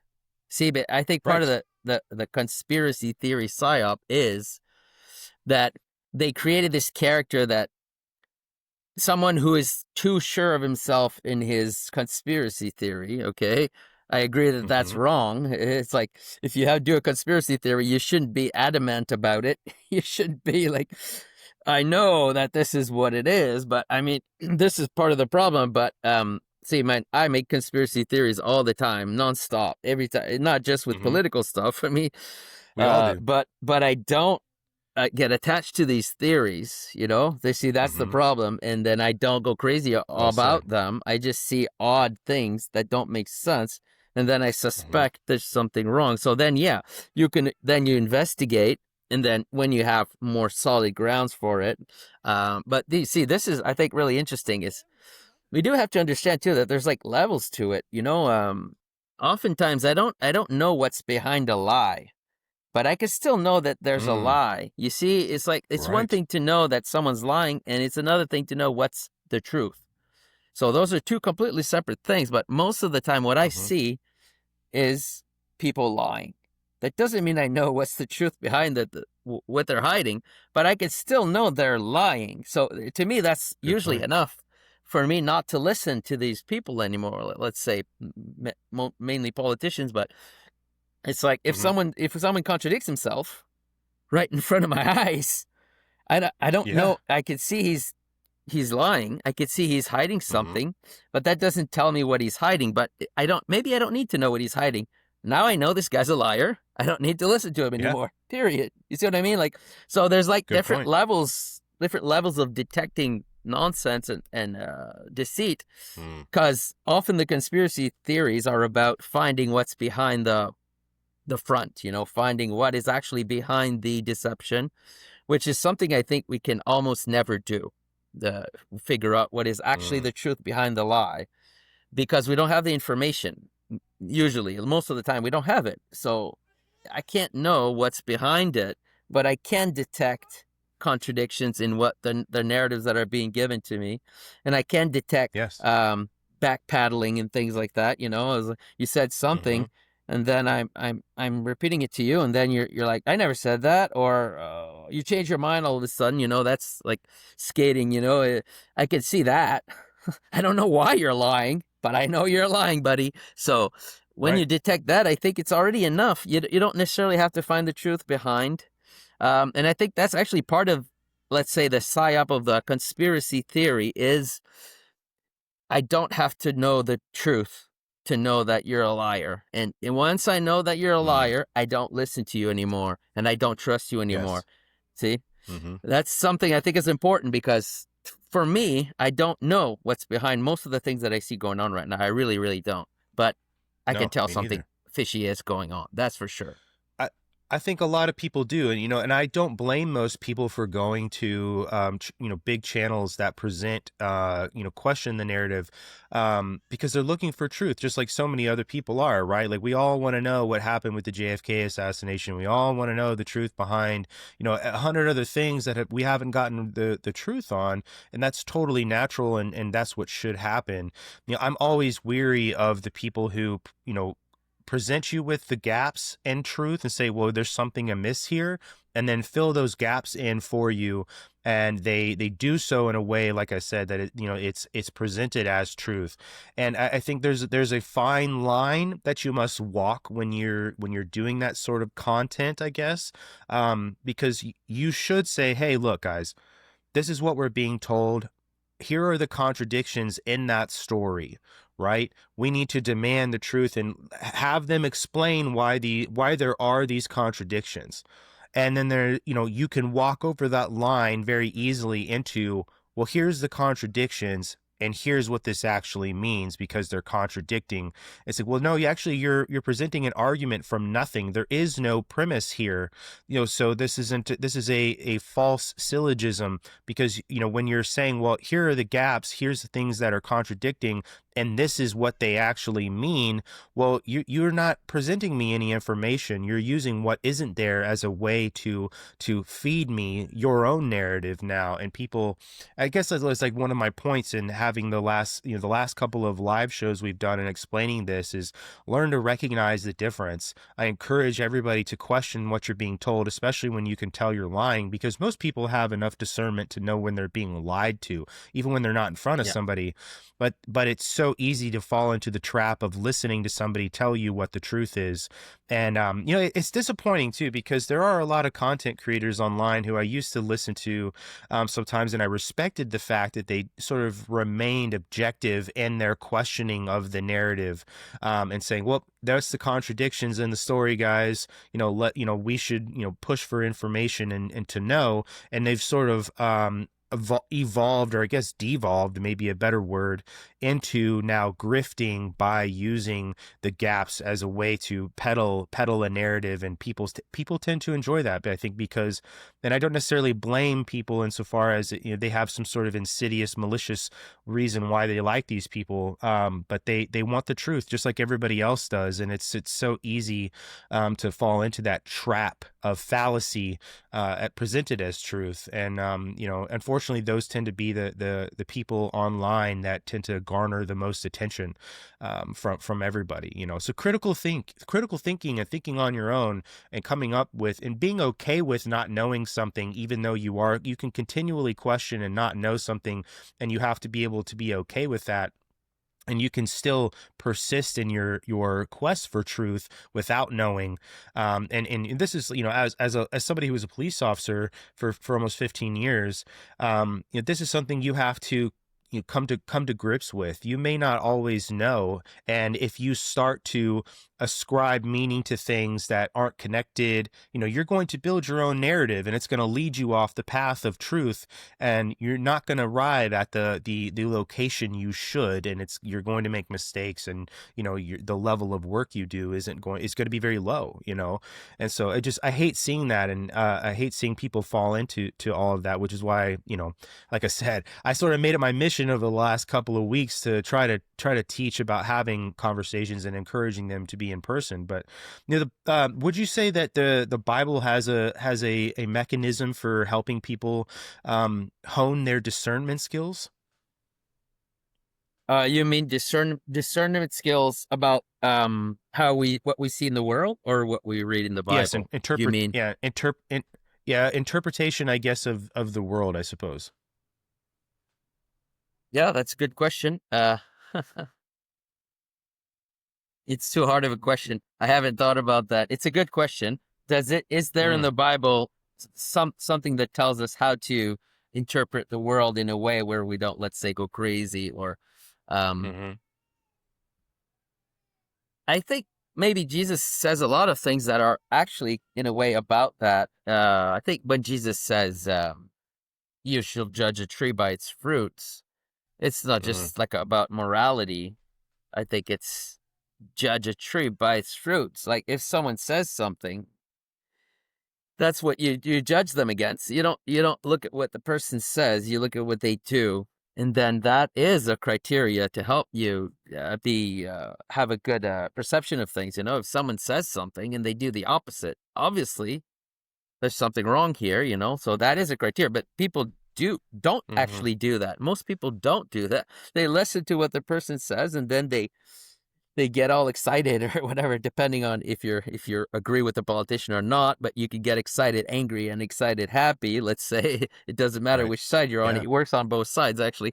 So a politician says something, and then both sides get excited, in negatively or positively.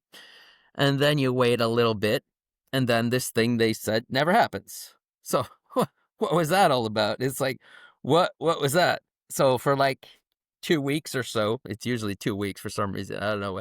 It's a good time frame for You're right. restarting it is. the memory of people or something, or like people have a short memory or something. Yeah. And then you just say something else. And then after 2 weeks, it's going to be about that, fighting, left and right fighting. And then none of it happens really. Most of the time, it's like, oh, this guy's going to go to jail. We're going to put this guy in jail. And then, no, it's not going to happen. It's not. It happened on left. It happened on right. Trump's going to go to jail. No, he won't. Hillary's going to go to jail. No, she won't. Right. It's James it's always the same little game. No, he's not. It is. Oh, yeah. Is this the latest one? No, yeah. Yep. Okay. Yeah, well, there you go. I wasn't even talking about anything specific, but apparently that's right. There's another one happening now. There always is. It's political lawfare. Yeah. But then is it really, or is it just always not even that? Is it just theater? I mean, is it just to keep us feeling like there's something going on? I mean, that's what it looks like to me. I think we're mostly being played left, right.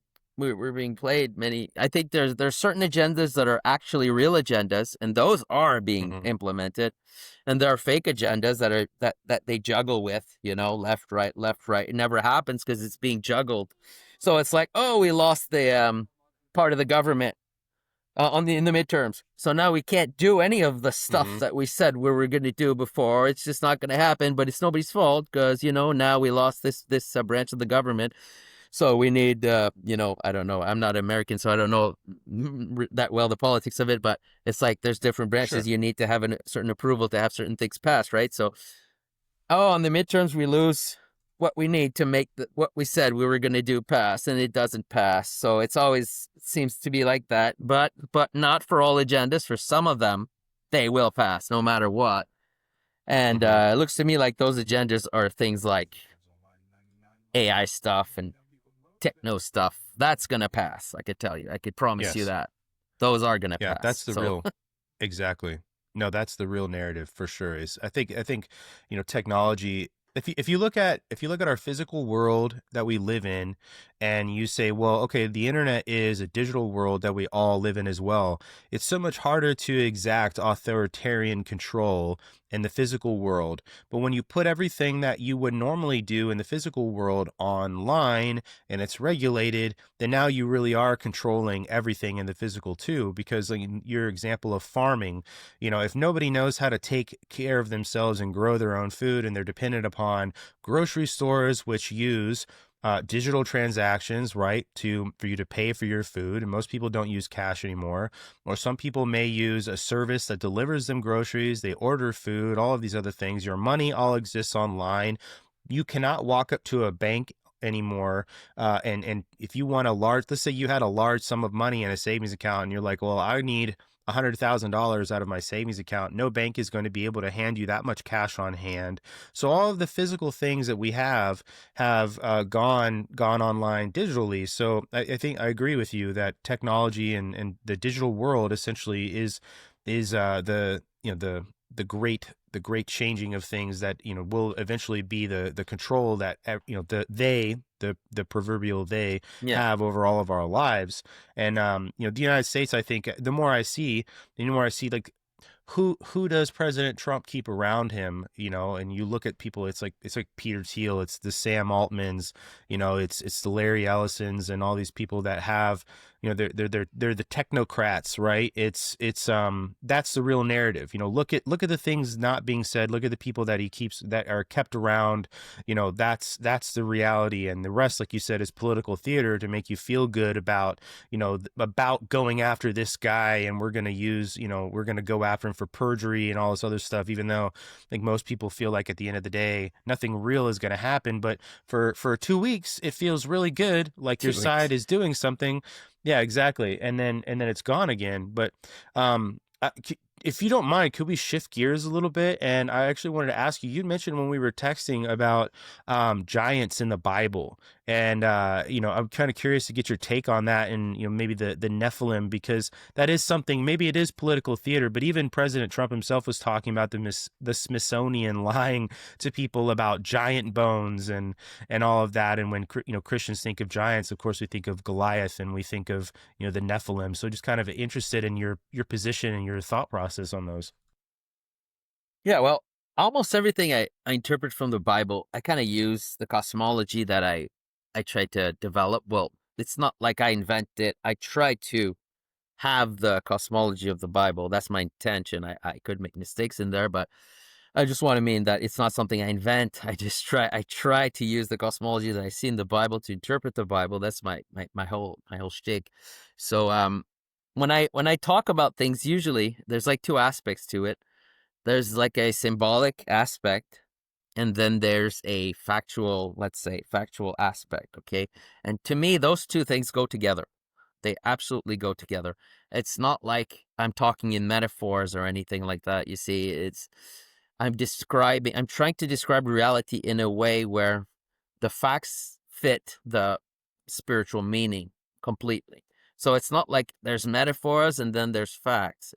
It's always both. So you can kind of use the example I talked before with the whole following thing.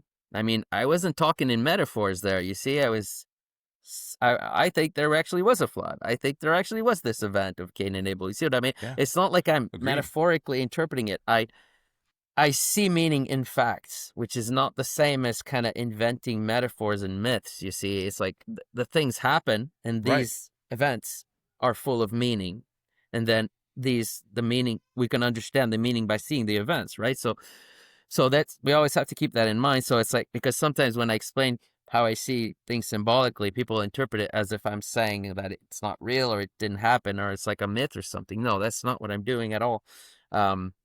I Yeah. think these things are absolutely real, and but they are real in a way that has meaning. Kind of like when we say Jesus is the Word of God, it's like the incarnation of the Word of God. What does that mean? It means, to me, it means his existence, factual existence, was full of meaning of the Word of God. Like his actions were like a language, basically, that we can interpret to understand, full of the Word. Mm-hmm. So, but I think Mm-hmm. events are like that in general, but Jesus was like particularly full of meaning, more than most people, more than all people, in fact. But Yes. so if I talk about giants, I'm talking about both the reality of it and the meaning of it, just to be clear here. So I mean, I have a way to interpret the idea of a giant, okay, in the Bible. So the idea to me is everything in the Bible is about connecting heaven and earth. Okay, so that's really, really important.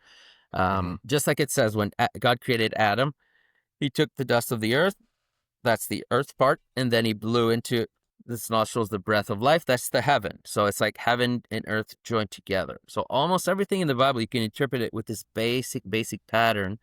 So, and like I said before, the example too, God gathers the people from Egypt, and then he gives the law. So that's heaven and earth being joined together. So almost everything is about joining heaven and earth.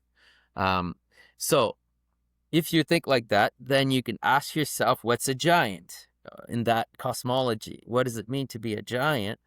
So it means something like the thing that comes from heaven is higher than usual. So the spirit that comes from heaven is higher than what humans can handle. Let's say it's an idea or a law that's too high. It's not for humans. And then maybe it's something too low for humans too. You join those two things together. So it's like animals is too low for humans. The potentiality of, let's say, technology is kind of that, actually. Technology is like a physical thing that's bigger than us. It's bigger than humans. So almost all technology is about extending our power, right? Extending ourselves. You see what I mean? That's what technology is about. Yes. Even like just make a hammer. Yeah. It's about extending the power of my arm and making it stronger. So it's all technology basically is about that, extending ourselves. So that's the idea, is that a giant is someone, it's a spirit too high, and then it's a material basis that's like too powerful, too big for us to handle. So that's what a giant is, in my opinion. So it's like a fallen being, okay, that is a falsely embodied idea, okay? It's like you have a plan that's too big for you. You can't embody it properly in the world. And then you do anyway. And then it creates this giant, which is a being whose body is like too big and his idea is too high, but it doesn't work. Like it falls apart. That's kind of what a giant means in mythology and in traditions. It's like a weird primitive thing that's like an amalgam of matter. It's like a grotesque. That's the word for it. A giant is a grotesque being.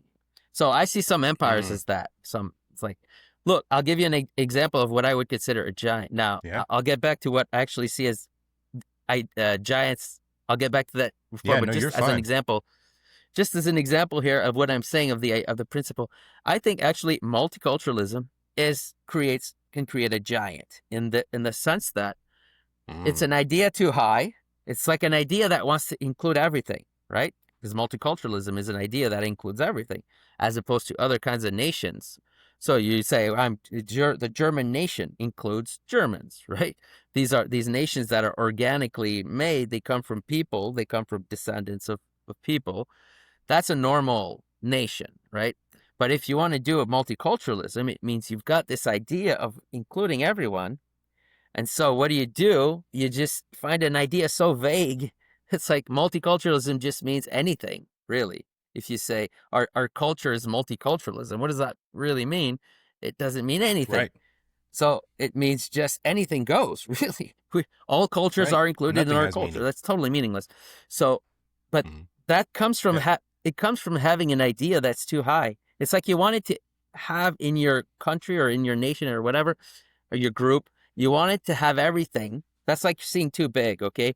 And so you found an idea that could get everything, but this idea is like it's so high that it doesn't really concretely manifest itself correctly. So then it creates this big giant thing that is nothing really. It's a giant civilization based on multiculturalism. It's falling apart, It's like a grotesque thing, really. It's eating itself. See, there's the idea that giants were cannibals, right? Because this is what happens when you do this thing. When you try to make something too big, it ends up eating itself, consuming itself. So that's just the symbolic aspect of it, okay? Now, I think in the past, like it says in the Bible, there were literally beings that were the union of fallen angels and human beings. I literally think that happened. And they were like a weird genetically modified type of being. So, but that is an example of what I was saying, though. It's an example of something too high, like an angel, let's say, that wants to join itself with humanity in a way that doesn't fit. It doesn't fit. So what happens is it creates something grotesque, really. It creates a monster, really. So this is just an example. So, because to me, I interpret things at different scales. You see, I can see a society as being a giant. I can see an individual as being a giant. So it's like I see it at different scales. So I was given before an example. I think the USSR is an example of a giant, really. It's an idea too big, and it grew really fast, and then it kind of fell apart because it's giants fall. By the way, Nephilim means fallen, right? Did you know that? So yeah, it means it's a fallen being. I think it's important to say that it doesn't just mean tall. It means giant. It does mean giant, but it also means fallen. So it's a combination of those two things. It's not like a giant that's well standing. It's a giant that's kind of falling down and kind of not consistent with itself. It's kind of like also why the idea of cannibalism is associated with giants, because when you're not consistent with yourself, you end up destroying yourself, you see? So this kind of the same thing with multiculturalism. You want to make a big country, you end up destroying yourself, which is what's going to happen for sure eventually with these all the countries that accepted this idea of multiculturalism. They're going to destroy themselves eventually, start fighting amongst themselves. This is what's going to happen. That's the falling part. But the giant part is when somebody decided that it was a good idea to do this thing called multiculturalism because we want to include everyone. But then it's going to fall. So that's a really good idea of a giant. But you could take that at the individual scale, let's say, and say the same thing. Humans joined with angels, which are like principalities that are above humans, too high. They have their own laws that humans can't follow. They're too high for us. Like they're beings that follow rules from God that are not our rules, that are too high. We can't do this. So if you join them together, it creates a monster that falls apart and becomes crazy or whatever. So I think that's what giants are. They're literally what it says. Actually, I'm very much a literalist, even though I understand it with a pattern, like symbolically. I think these existed on the earth at one point. These giants, literally giants, and they were probably fallen in many ways. Like they were grotesque or they were decadent. You know, they were contradictory and decadent and things like that. That's what I'm thinking. And they were creating magic and they were doing all these perversions of reality. This is part of tradition too. You know, they were creating hybrids. They were doing all these things, creating animal hybrids too, you know, causing all kinds of confusions and things like that. And basically being at war with God. Yeah, sure. I think so. Yes, probably that's what it is. Yeah, and probably many gods from different cultures were those things. So, yeah, I think that is what happened. Obviously, we can't necessarily prove it, but I think they were giants in America too. I think they existed recently, probably. There's no way to prove, but I mean, if you listen to Native American stories, they have it. They talk about it casually, almost like it's not a big deal. Almost like, yeah, we defeated these giants over here. At one point in this cave there, you know, we killed those giants. So it's like hard not to. Why would I not believe these testimonies? There's no reason. I mean, it's like in the Bible. In the Bible, it's almost casually. You know, they went back to Canaan and in Philistine there were giants. And then David fought one, he killed one. And then David's crew went out and killed giants.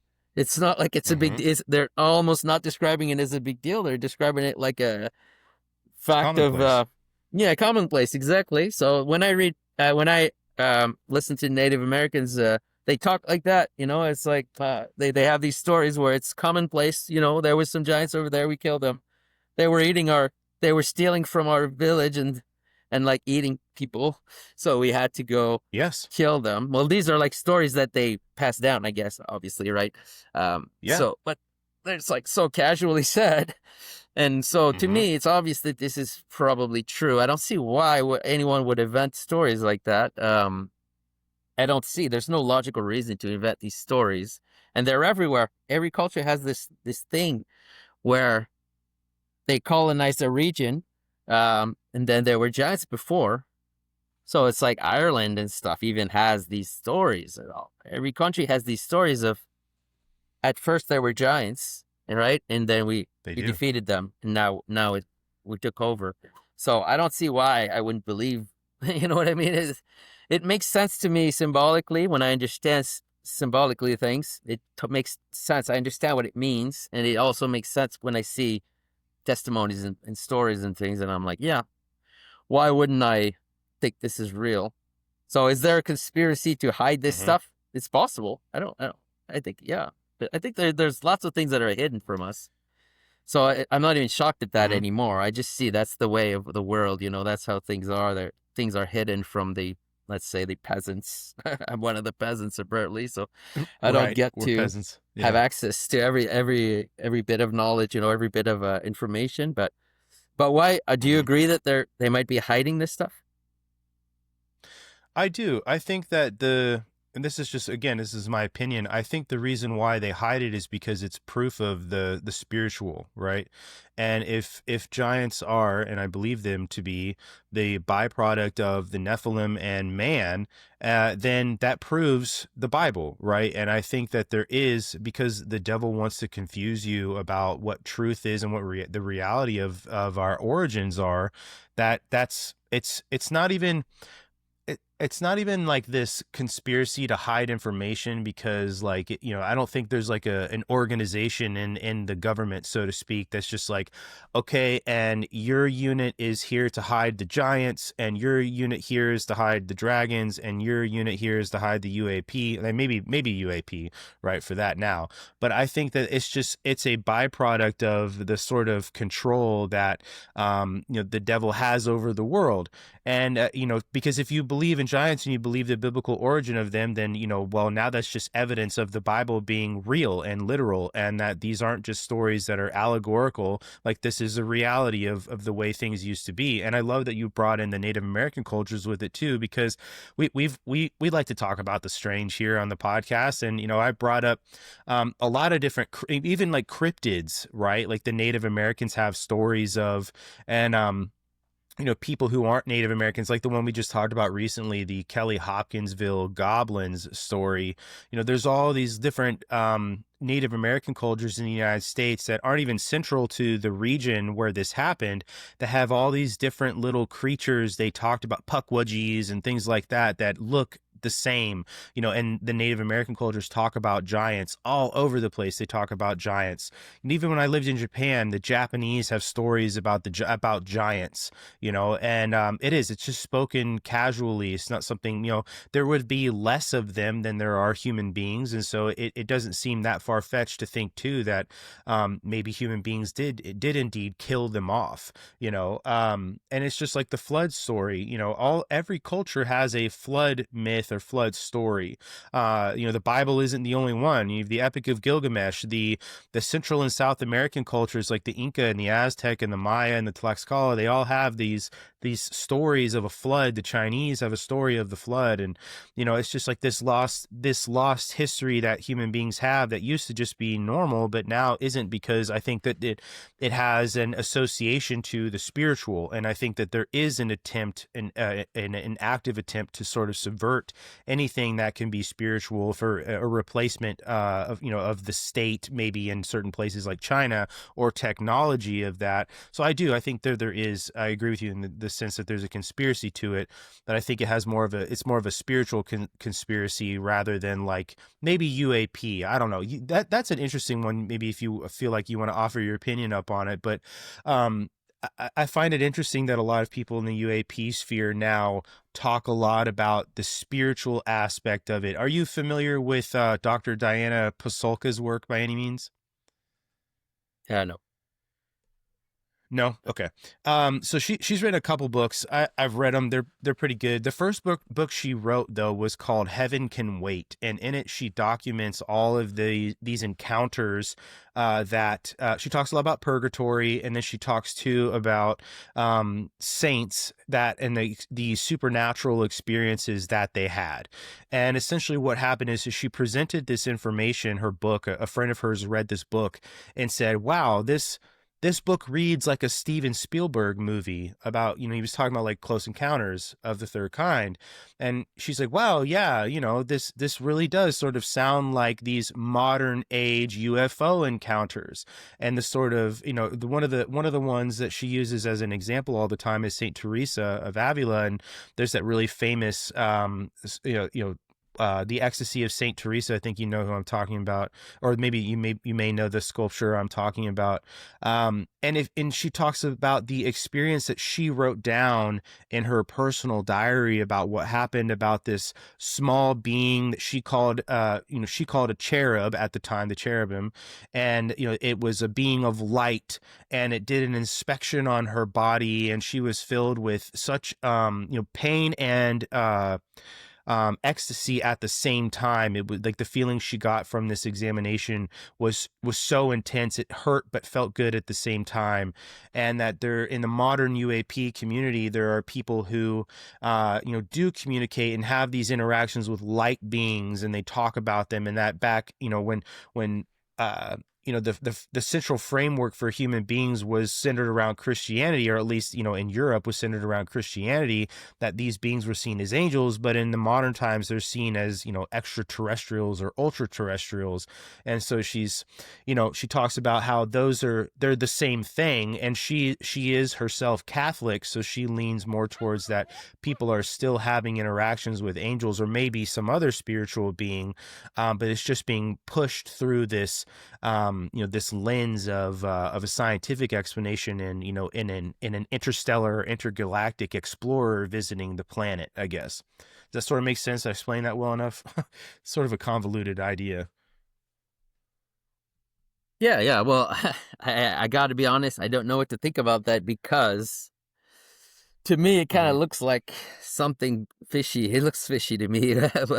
What's going on right now with the UFO stuff and the aliens? It looks like it's kind of orchestrated. Honestly, it looks like there's like a plan to have maybe some confusion with spiritual, like, let's say, religious ideas and science fiction stuff. I think that it might be on purpose. Like people starting to say that angels are aliens, basically. That it's like sounds like a making that confusion of it, there.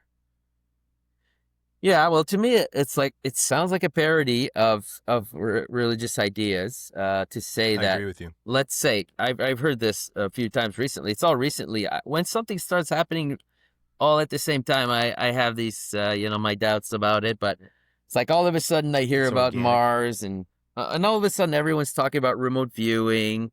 And all of a sudden, these are things nobody was talking about before, but now all of a sudden, everyone's talking about it. Everyone's talking about the Book of Enoch all of a sudden.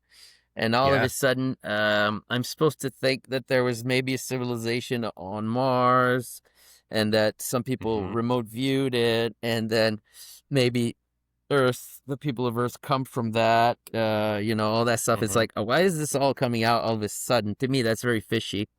And then people are starting to say things like, angels are aliens, basically. Like, God created these beings before humans, and they're just basically just aliens, right? I don't know if they live on other planets. It depends on who's speaking, I guess, but they're beings that that are separate from us completely, and then God created humans, and then so when we see aliens, basically we're seeing angels. That's according to what I'm hearing now. I think that's really subversive. Actually, I think there's something really subversive about that, because what's going to happen with that? This is my opinion, of course, obviously, always, but now all of a sudden the government's going to tell us what to think about in terms of religious ideas. That's what's going to happen. I agree. The government is now going to tell us what spirituality is all of a sudden, and they're going to tell us that we don't know. It's like they've been atheistic for so many years, and now all of a sudden these experts that are talking about all kinds of quantum physics and blah, blah, blah, they're suddenly going to be telling us, the religious people, that they know more than us what angels are, and they know more than us what God is, you see? And they know more than us. So it's like the government agencies all of a sudden will be telling me what an angel is. No, I don't accept that. I'm sorry. You better come up with some really smart things then if you want to try to do that. Not aliens. It's not going to work with me.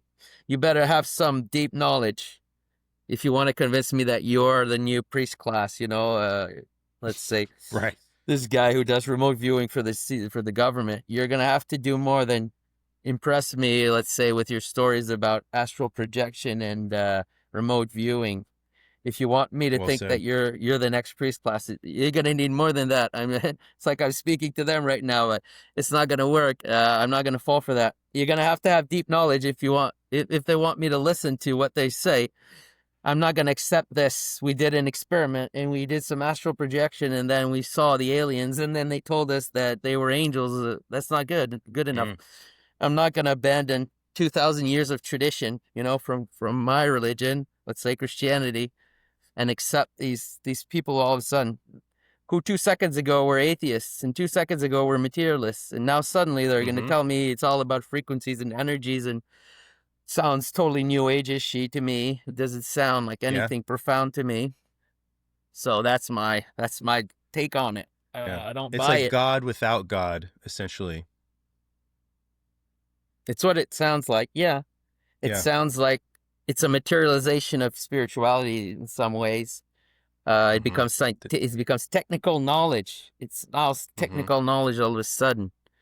And for someone like me, that's not interesting. Like, I've heard people say things like talking about Ezekiel's chariot and saying that's a flying saucer. What? Right. It's ridiculous. If you read the whole thing, you can't think that. These beasts that had the head of a lion and the head of a bull and the head of an eagle and the head of a man, that's a flying saucer, really? Yeah. Because they don't look at the whole thing; they just look at part of the description, and then they act like that makes sense to say that that's a spacecraft or something. It doesn't make any sense. Well, and then that's been repeated 500 times online, and then now it's the truth because people don't take the time to do what you just said and go read actually what happened. Yeah. No. Sorry, I ain't buying this stuff. I mean, a cherub, first of all, I'm going to say something here. A cherub is not a seraphim, okay? Those are two separate things completely. Right. And I've seen this recently. I don't know why they're doing it, but when you see people repeating the same thing over and over, something's fishy. It's like people are saying that a cherubim is the same as a seraph. No, it ain't. So it's like, read the Bible. It's not.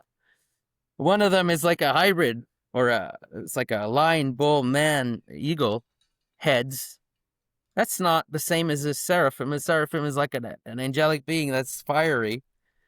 It's not the same. Why are you saying it's the same? It's like, I don't know who I'm talking to, but I keep seeing this on different podcasts. People are repeating this nonsense.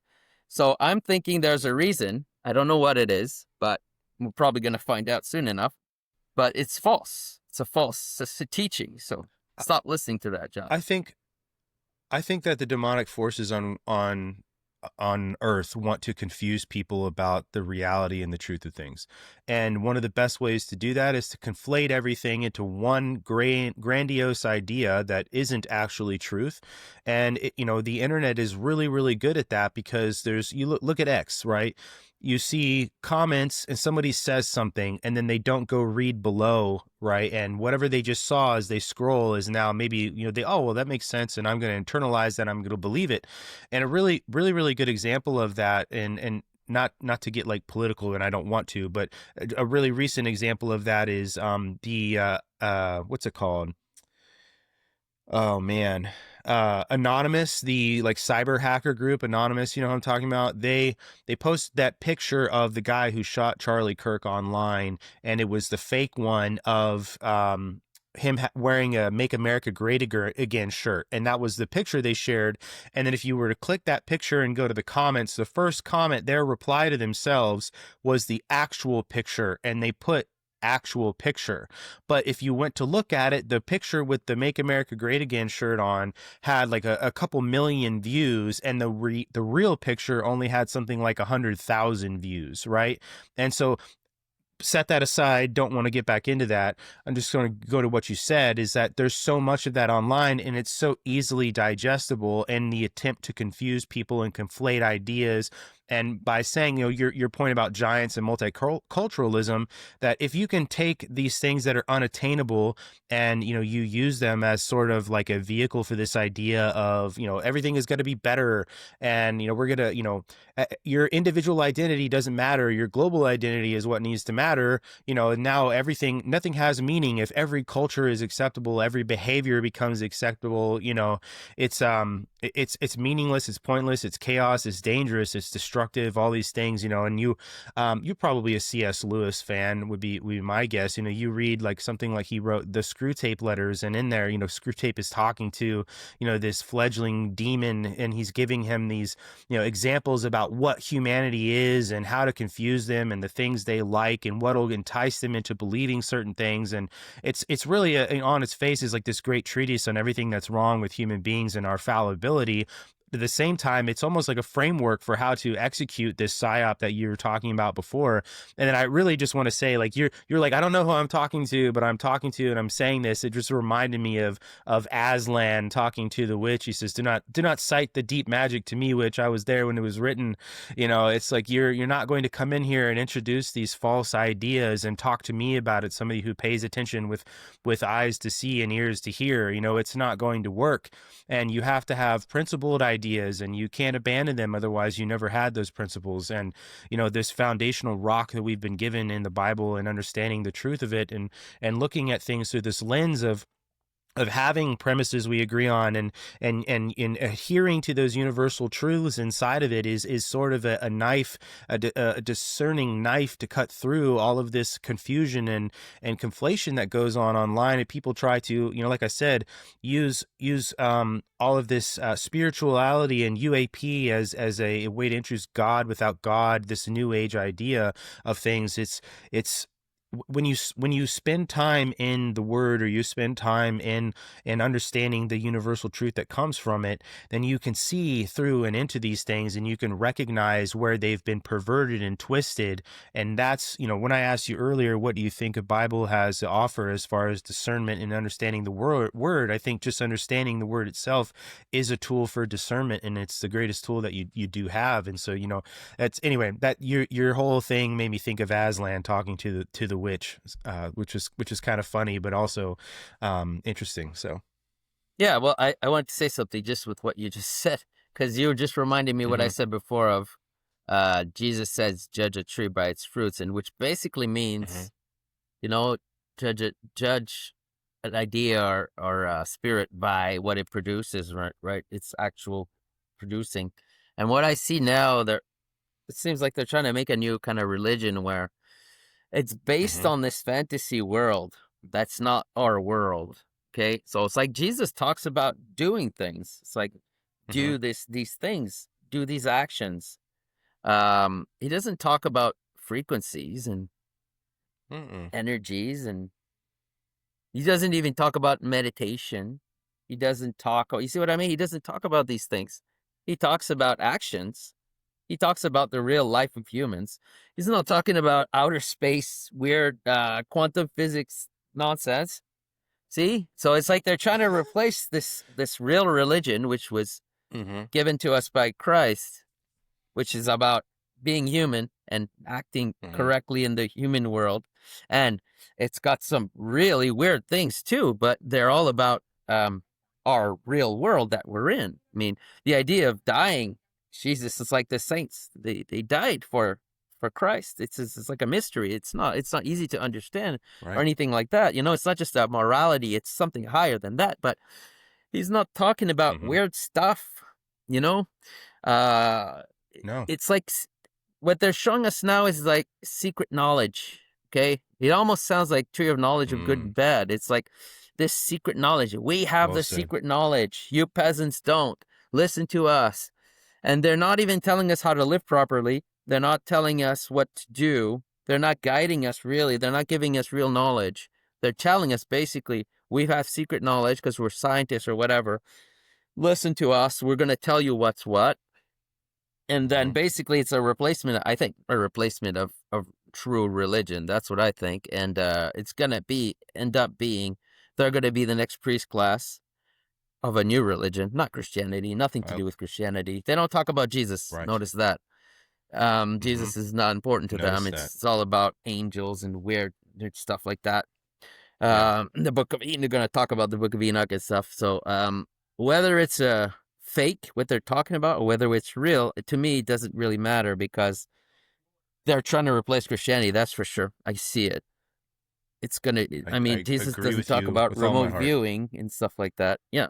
So we have to not get fooled by this stuff. It's probably going to get more and more intense, if you ask me, in my opinion, because I could see it happening. I see it's a plan. It's like it's coming more and more and more and more. You listen to certain podcasts, and it's they're all telling us what's going to happen. The very big ones, yeah.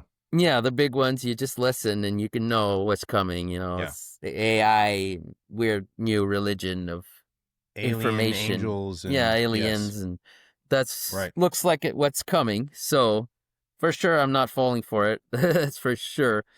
So I think if we want to know what to do to fight this thing, I think this is what I see in my opinion. I think we have to understand deeply the real religion. We have to understand deeply the Bible. We have to understand these things more than they can pretend to, so that we have something to fight it with, you know? It's like you gotta, Yeah. if I criticize their stuff, I gotta show something better, you know? I gotta show something better. I think the Bible Yes. does contain something more profound than what they're talking about, much more profound. So I Indeed. think what I call symbolism is the real way to understand the Bible.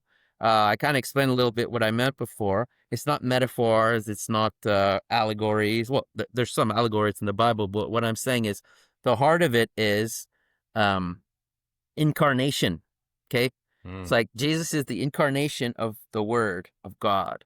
So it means that events are meaningful, are full of meaning. And then this is how miracles happen too. This is how real miracles happen, not fake miracles that are like manipulation of consciousness and all these illusions that they're kind of doing now. But not illusions. See, a real miracle is not an illusion.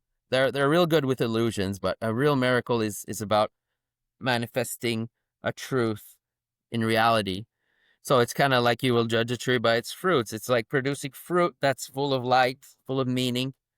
That's what it's about. It's not about weird knowledge of occult things that are like almost, it sounds to me, it almost sounds like wizardry sometimes, the stuff they're talking about. Kind of Sure. sounds like witchery, you know, honestly. Yeah.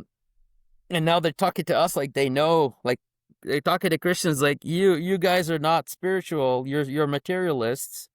Now we're gonna tell you what spirituality is, and then you listen to them, and it's all occult stuff. Really, it really is. It's like if you just replace the words they're using by the words that used to be used, uh, automatic writing. You know, this is ancient stuff. It's not new. Remote viewing, No. all these things. It's like divination and these things. This is what they're really doing. They're practicing this Yeah. stuff. Communication I with agree. demons and this kind of thing. But they're changing the language and they're making us believe that this is real spirituality when it's really low level. It used to be the Well real said. Christians in the past used to know that this was low level stuff. They knew that's low level. That's like fallen religion. That's fallen stuff. So, but they're going to use clever new words. That's what they're doing. I say will use like it's in the future, but it's happening now. You know, they changed the words. And they're, because they like accusing us almost of being materialists, us Christians.